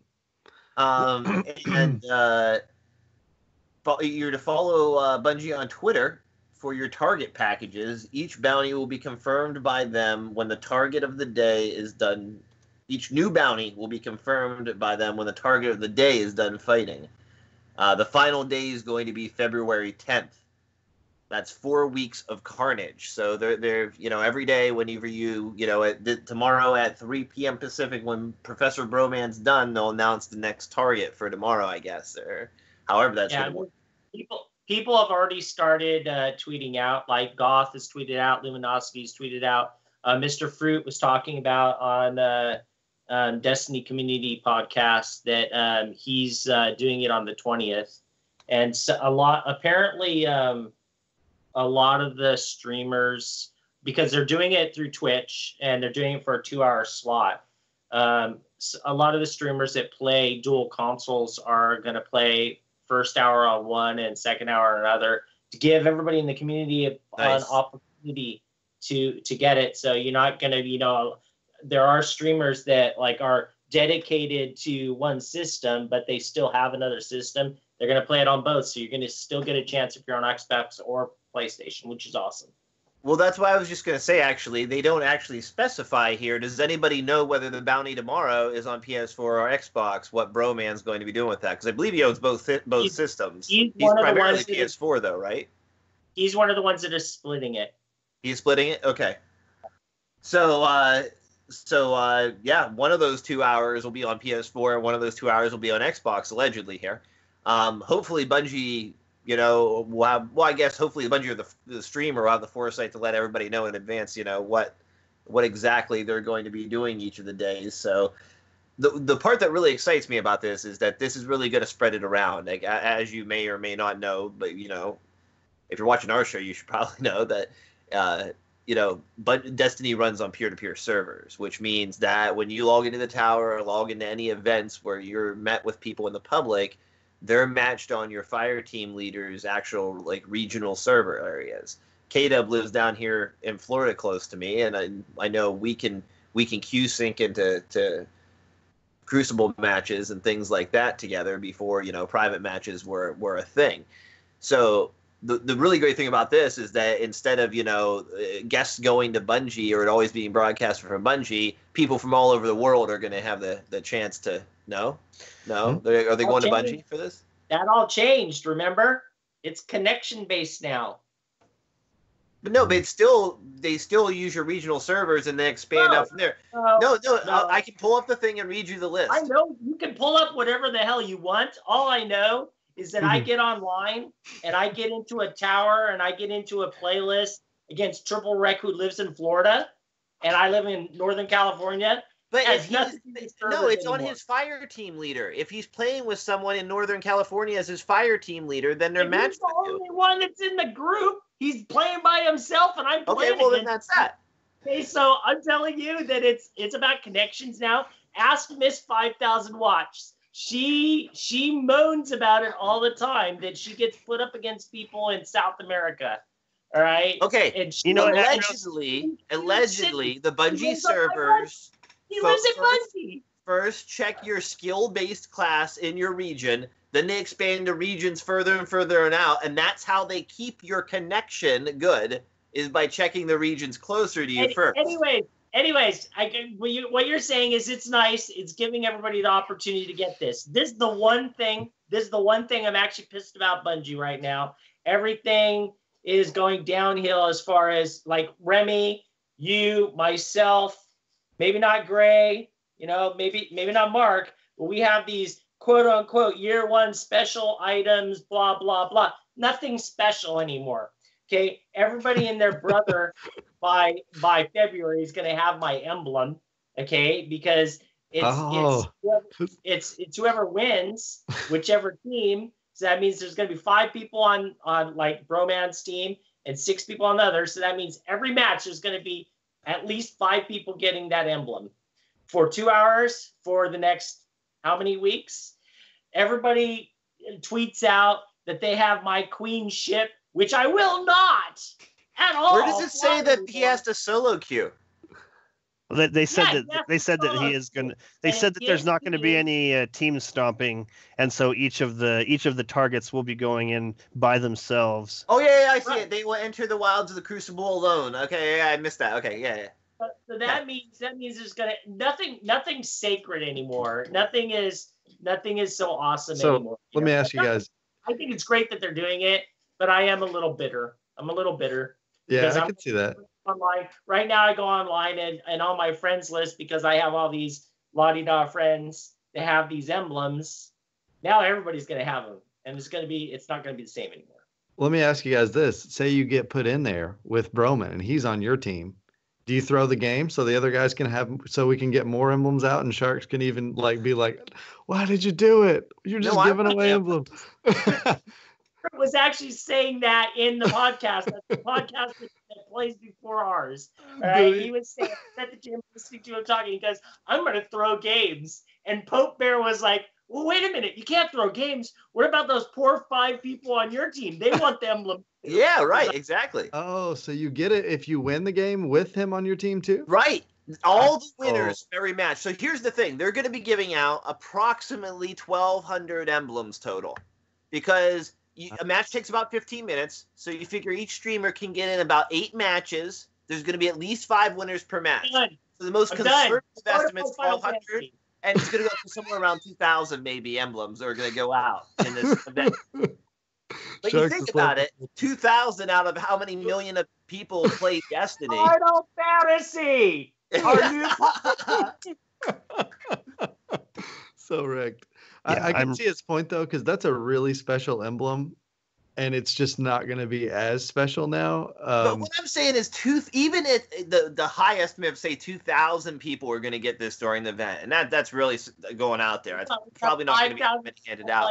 Out of how many million people are still currently logging in and playing Destiny, that's still a really tiny group of people. That's still a really, really rare special emblem. It says million. Destiny lately, there aren't a million people playing. I bet there are. No, I'm certain there are. There's just a call from not long ago I could pull up. You know what, Agrios? I think it's pretty clear that nobody here is interested in your facts or your figures. Right. we want to have emotional responses to things that happen in Destiny, and all your logic is getting in the way of our moaning sessions. Right. It happens. That's what I'm here for. This was bound to happen. I haven't had one of my really breakout sessions for a while, so I've been trying to play it calm and collective. Can't do it anymore. I had to explode. No, what's the point? Yeah, we enjoyed it. I think the chat's enjoying it too. They're rooting for you. Okay. What else we got, Agrios? Or did Gray give his opinions on whatever we were just talking about? I forgot already.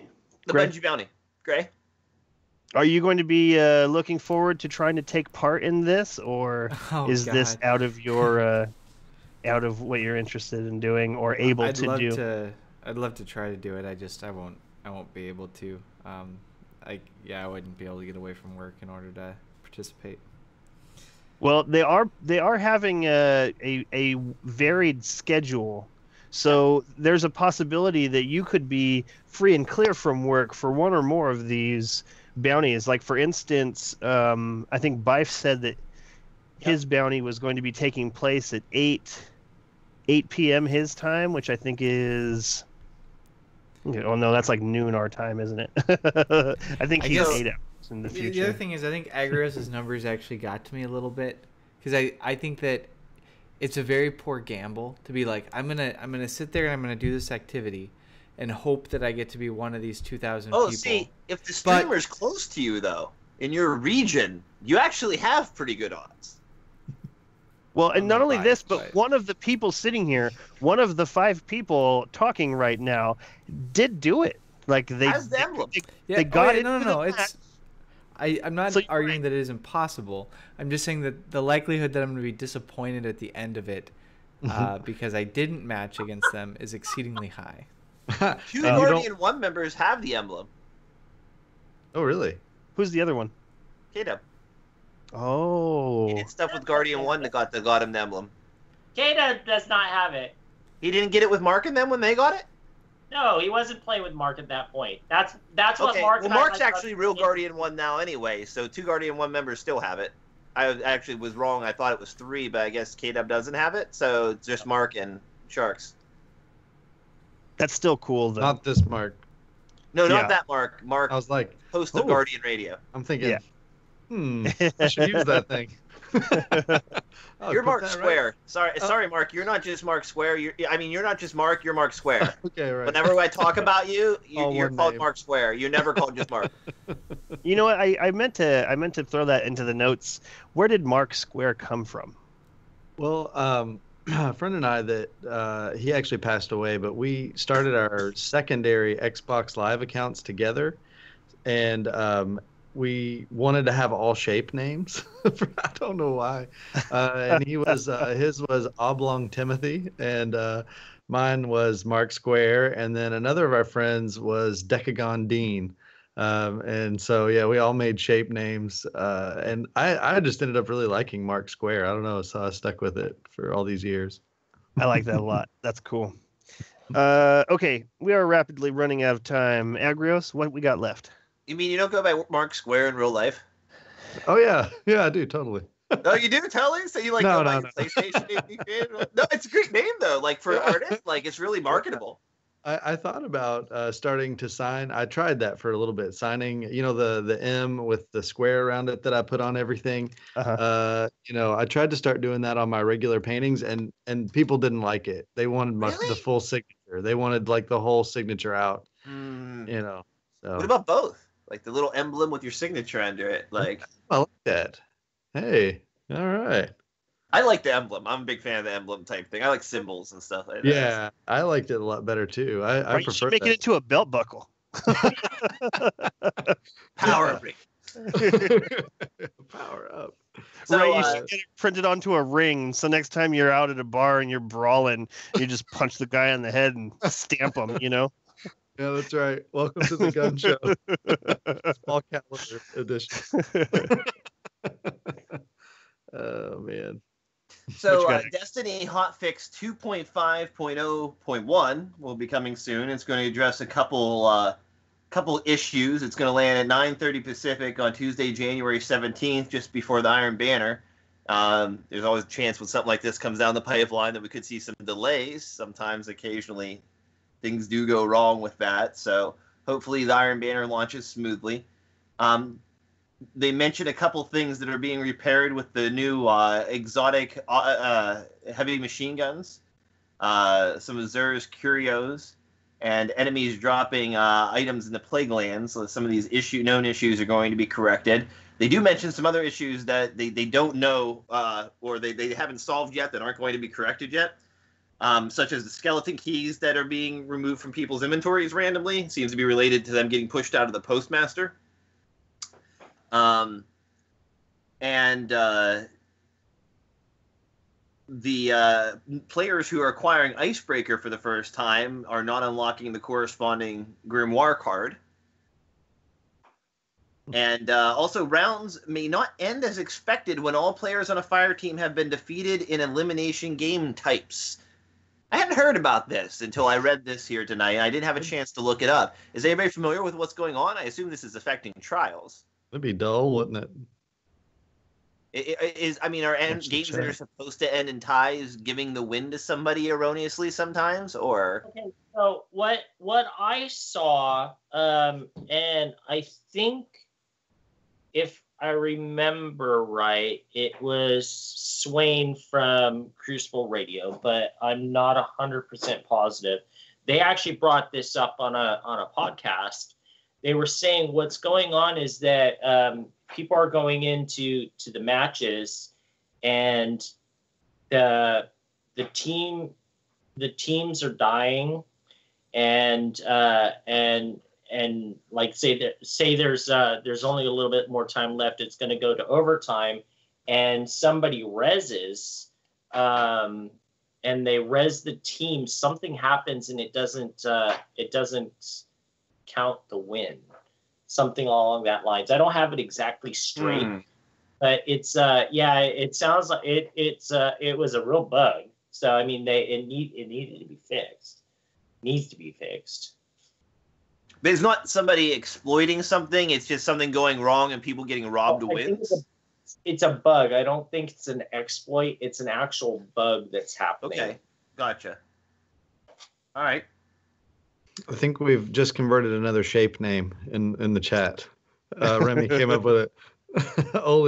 Oligon instead of Oli Octagon. That is awesome. Sorry. Oh no, you're good. Shape names are cool.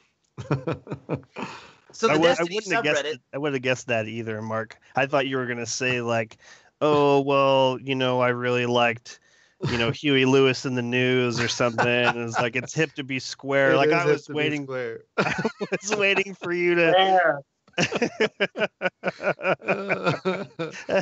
I did like Huey Lewis when I was a kid. It was my guilt. Well, I wasn't even guilty about it. I just liked it openly. That's hilarious. All right, Agrios. So, is anybody out there a collector of sparrows and ships? Are any of you guys like actively trying to complete your sparrow and ship collections? Yes, me. Okay. Well, a lot of people out there are, and something has been driving a lot of folks in the community absolutely buggy, and it's really affecting the newer Guardians more so than the old ones. I'm fortunate enough to have one of these, but currently, especially with the re-edition of the Queen's Wrath ship available from ranking up your Petrovenge rep, the CX-20 Slipper Misfit is rapidly becoming the absolute rare ship in the game. The last time it was sold was over 560 days ago. And this is before the launch of Taking King. Wow. And it's been quite a while now on this. People are at this point assuming that it's bugged somehow, similar to the bugs that were prevailing with the Comitatus. Is that how you say it? With the new Monarchy ship and the Dead Orbit ships. That there's something preventing this ship from appearing in the shipwrights inventory. This is one of the blue rare ships that Amanda Holiday sells. Were you guys aware of the rarity of the CX-20? Do you know if you have it? And is this a problem that Bungie should be concerned about? Mark. Okay, so sure. I'm gonna say I want to say this beforehand. I think that anything that doesn't drop consistently is something that Bungie should be concerned about.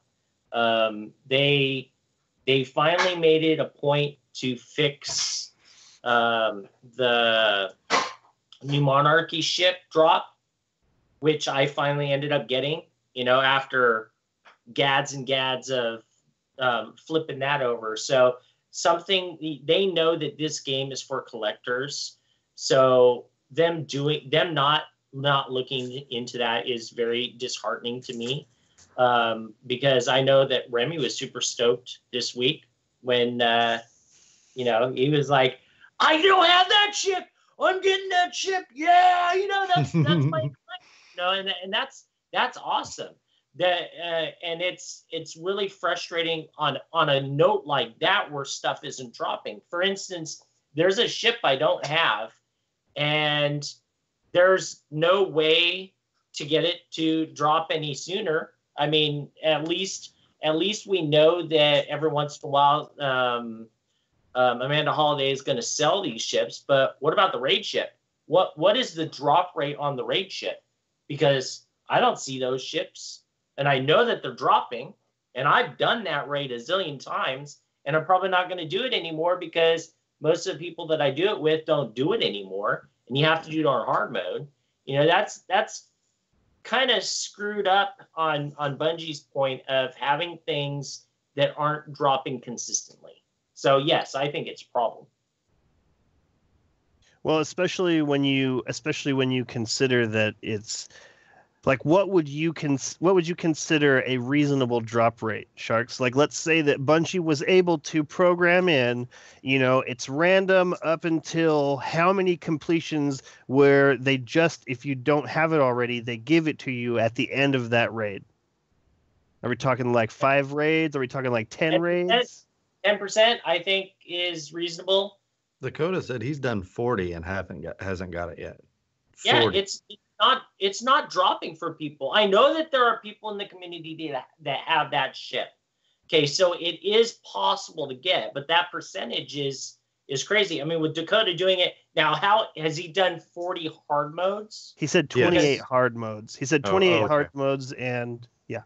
Okay, so because it only drops for hard mode, that's supposedly, which I don't know if that's, I can't confirm that, but if it's only 28, that's still a lot. That would be less than 5% that it would drop if he had it, but it's not, you know. And I don't know how many I've done. I haven't done 20 something, but you know, it's kind of dumb. And we've had this issue with other things. It's not just ships. Mythoclass. That was the big one in year one. I mean, how many raids did Bife do before he got Mythoclass? And in that time, I got 3. I got 3. Like, I told Bife I had Mythoclass, and he didn't talk to me for a little while. He was like, he was salty about that. I remember that. You know, and it's understandable. You know, it's like, that sucks. You know, I think drop rates is definitely a problem. I think part of Destiny's problem with their current drop rates and their rare items right now is that Destiny actually has relatively few items compared to other games that are loot-based games. Like, I mean, sure, there's a million different roles. Well, not a million different roles. There's a lot of different roles you can get on any one gun. But as far as the amount of different things that are of end game quality in the game, there is not exactly a giant amount of different things there. And the disparity between the rarest of the common loot and the really, really, really rare things is gigantic. There's absolutely nothing filling that gap. Like, if you want to grind for this really, really rare thing, you're going to get, after the first, like, few attempts at grinding for it, you're going to start getting absolutely nothing else interesting till you get the one thing you really want in Destiny. Whereas when you go to some other games that are loot-based that have a huge variety of loot, you get lots of little rewards, little yays and little yays on the way. But Destiny sorely lacks that for the dedicated player who's really trying to grind out these ultra rare drops. And I think that's its real problem. They need to fill that gap, or they need to kind of reel in the ultra rareness of something. Well, think about Sharks. You said you got Icebreaker, and now you're like, well, what do I do now? Play Final Fantasy? You know what I'm saying? So I think there needs to be some stuff like that keeps people hooked. I didn't get Gallarhorn until Prison of Elders almost came out. I mean, it was a joke how long it took. The year one Gallarhorn hunt was fun as hell for the people, like, on both sides of the battle. And there were things that I was lucky enough to have a Gallarhorn. There are other people who were lucky enough to have certain things that I couldn't get to drop either. Right. Yep. Now, see, Yep. I agree with you, Mark. I mean, okay, I tweet this out. I just like watching Pope's reaction because Pope Bear has like the best RNG in Destiny. I mean, Yeah. dude gets like God roll crap all the time, and now he's not even playing as much as he used to, right? Okay, now I personally, in reality, have great RNG. I mean, I would complain to Remy and Agrios like, oh, I don't have any gear, and then like the next week I'd have all this gear, and they'd be like, well, we thought you didn't have any gear, and I was like, well, oh, it dropped for me, It's like, yeah, it's always with you, Sharks. You always got this stuff, and I'm. To be quite honest, I'm not really complaining for myself because it doesn't really make a difference if I get the stuff or not because I'm going to continue to play. But at the same time, Hawkmoon didn't drop for me all the way up until the new expansion. It dropped for me the day of the new expansion when I opened up. I don't even remember what I opened up in stream. I got it that day on Xbox too. I think it dropped for a lot of people that day. Right. And it's like, it's cool it dropped, but at the same time, I spent all that time and then you didn't get it. There's Strider in Guardian 1, and I'm pretty sure it's still, but I'm not 100% positive, he still doesn't have Crux. And he's done, shit. Agrios and I took Strider through on Crota runs hard mode. It's like, yeah, that system's broken. To have people play, literally, okay, I don't know how many hours I played before the new expansion for the Hawkmoon because I'm at almost 3,000 now. That's not counting tower hours, right? So actual play hours, 3,000 hours. So let's say it's 2,000 hours to not get a Hawkmoon. That's pretty lame, really. Yeah, that's pretty lame. Who in their right mind is really going to spend 2,000 hours to get one gun? You're not going to get that. So then people just aren't going to have it. There's got to be a happy medium, I think, for the average player. My wife, she likes playing, and shit, she gets stuff. She got the damn Sparrow that I really wanted, but if it was playing and not being able to get that one awesome gun or that one cool ship, I don't know, that those average players aren't going to play that much to try to get that one thing that's eluding everybody. So I don't know. I just wish that there was some kind of happy medium there. Gray, did you give your take on this? I guess we've digressed to talking about Sharks RNG. I think Sharks RNG is better than mine. I'm not a collector. We've been through this, but I really like having things in the game which are exceedingly hard to get, and it doesn't bother me. It just makes it that much more rewarding when those things actually do drop. I like it. Well, Short and sweet. Do you feel though that certain things like the Crux and the Raid ship are pushing it too far for a game like Destiny in particular? Like, do you think that maybe they should have a cumulative drop chance, as in, like, it starts out at the .001 that it starts at, but, like, after the first 10 runs, you're up to .001 instead of .0001.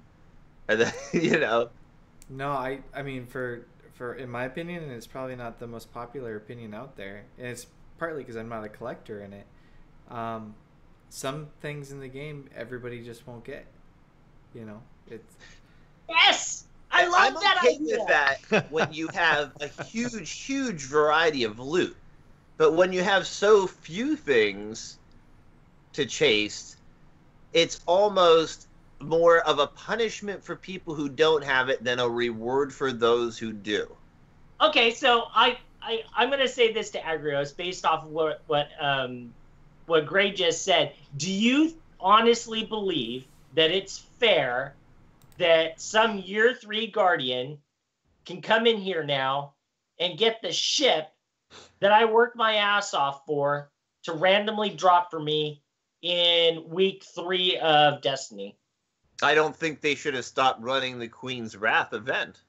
But they did. And because they did, and but I always because wanted them to bring it back. They changed guns. Like, for instance, you can't get a machine gun or any of the blue weapons, right? Right. So do you think it's fair that these Year 3 Guardians are coming in here and getting this? They still kept it extremely difficult to get. I don't know. And they never said it was... Yeah. I don't have as much of a problem with them doing that as I have a problem, since it was a random reward for just completing missions that anybody could complete. I don't have as much of a problem as that as I do with them, say, selling the Iron Banner rank 5 emblems in the tower for a couple hundred glimmer. Same thing. Same thing. Similar. Yeah. Or wait until the day that they sell the blue skull to any random person is the day I delete Destiny. But see, this is getting away from what I'm saying. I'm talking about a reward from a mode in the game. And I feel like, like the Crux or the Raid Ship or something like that, I feel bad for the people who are going to just really want to have all the ships in their kiosk and put... Right. Somebody could literally put 2,000 hours into the game and still not get it, is what I'm saying. And right. I don't find that cool when that's like the only ship that is that way. If Destiny had a dozen ships that were that way and 100 others that were really, really, really, really, really hard to get but were still attainable, I would feel less bad about that one that was super, super, super rare. Whereas, you know what I mean? That's really where the difference comes to me. Like, it feels more like it's a punishment to that one Guardian who really, really wanted it than it is a, potential reward for the 150 Guardians that could care less about it. That's my real issue with it, the way Destiny's loot works. All right. We are out of time. We are? Yep. I talked it all up. Anyone have anything else they need to say before we go? Go check out the videos this week. One made its way through Twitter and the community about a week and a half ago, but because there hasn't been any movies of the week, it finally made honorable mention, and all 3 are really good this week. So go and check those out if you haven't read This Week at Bungie. Agrios, did you have anything you needed to throw out there? Since he just mentioned those videos, I'd like to mention another video that's out in the community. I don't know if it missed this week's and maybe is up for next week, but there's a video out there of a hunter using the...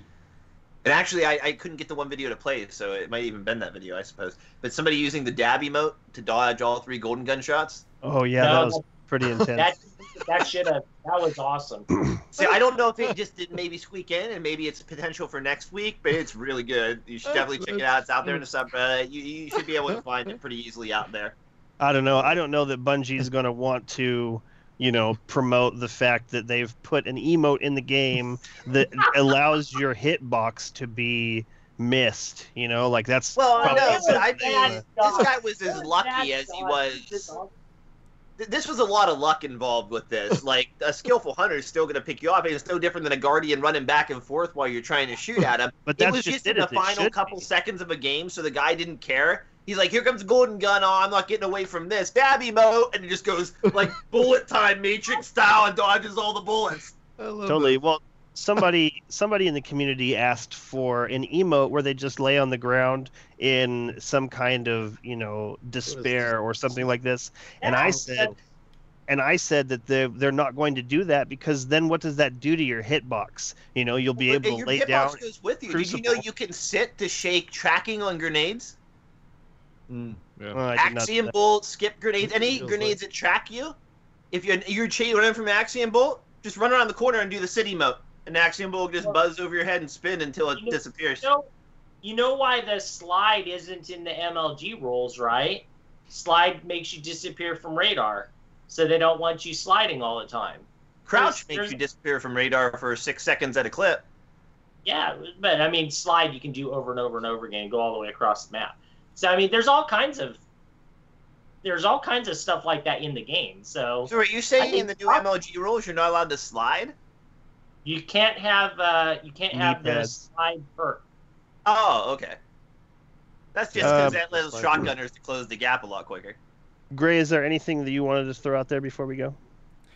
Yeah, I want to make sure that Jez gets his 2 cents, knowing that he couldn't make it to the show. We missed him. He did want to provide some Jez-isms. Gosh, this has been the raunchiest show since I have been here. We've had Gray had, what do I have? I have this all written down. Gray had MarkSquare turn his head and cough. Agrios touched Remy's stick. Oh, no, Sharks. No. We have Sharks and Mark have both referenced moaning sessions multiple times throughout the show. True. So here are some jazzisms we can use throughout the show. But no, make it harder. I think RNG is the worst part about the loot system, but having an almost analog light level system is close. Something about World of Warcraft, Overwatch, or some other game that recently came out. Those are your jazzisms for the week. He'll be back at his normally scheduled time on Thursday with the panel. The jazz. He is currently, or at least was, watching that Nintendo press conference, which I'm curious to see. I'm interested in the Switch. I really loved Nintendo back out in the very beginning. I played Final Fantasy 1 when it came out. I had the little strategy guide. I was like, I don't know, I think I was like 10 years old when Final Fantasy 1 came out, and it just blew my mind. Like role-playing games. This is so fantastic, you know? So I've been playing Final Fantasy 15.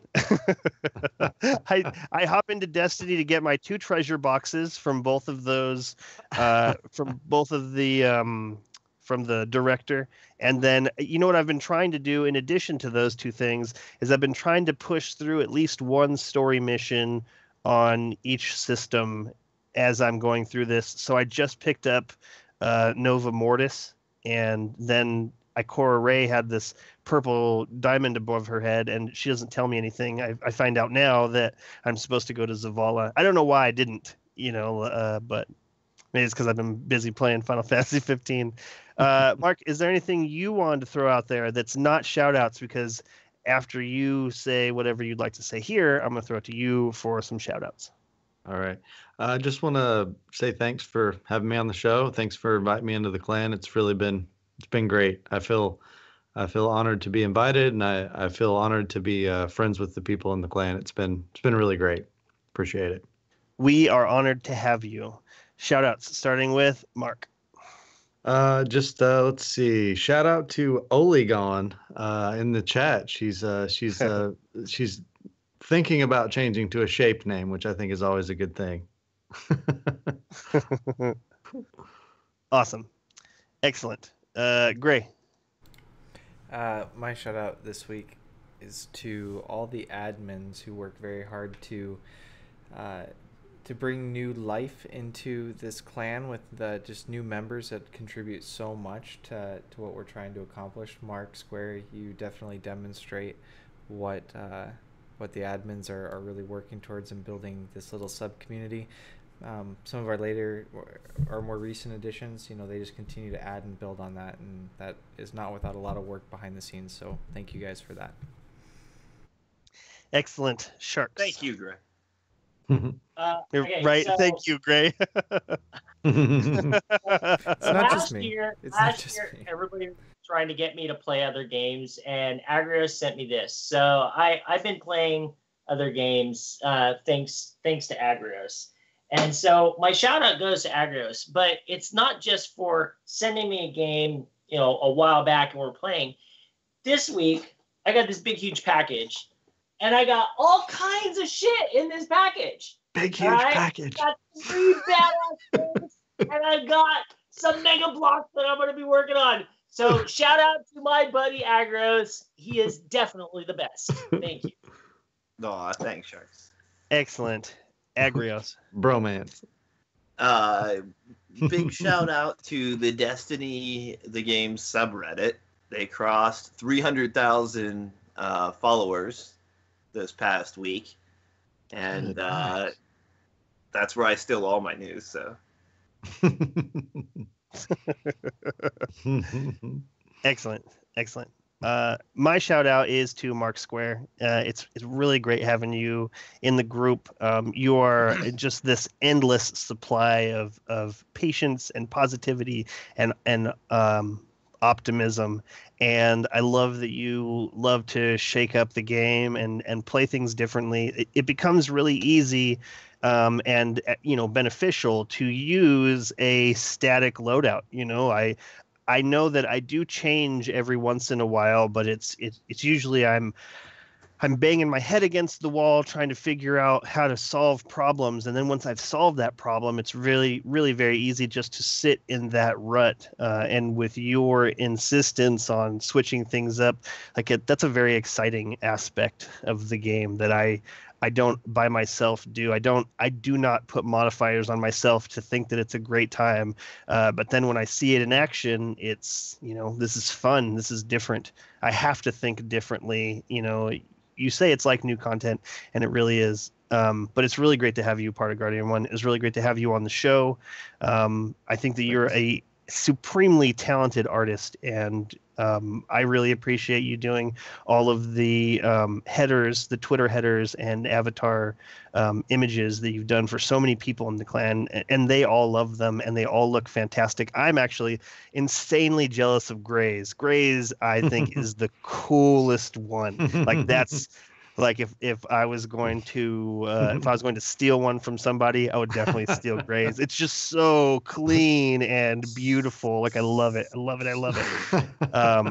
But yeah, it's really great to have you here. So my shout out this week, MarkSquare, you kick ass. And Thanks. That wraps up episode 116. We hope you we would like to thank everyone listening for tuning in. We hope you enjoyed the show. If you have any suggestions for topics to be discussed on the show, or have any comments on something that have already been covered, please leave them in the comments below or send them to feedback@guardian1.net, and we will see you next week. woo.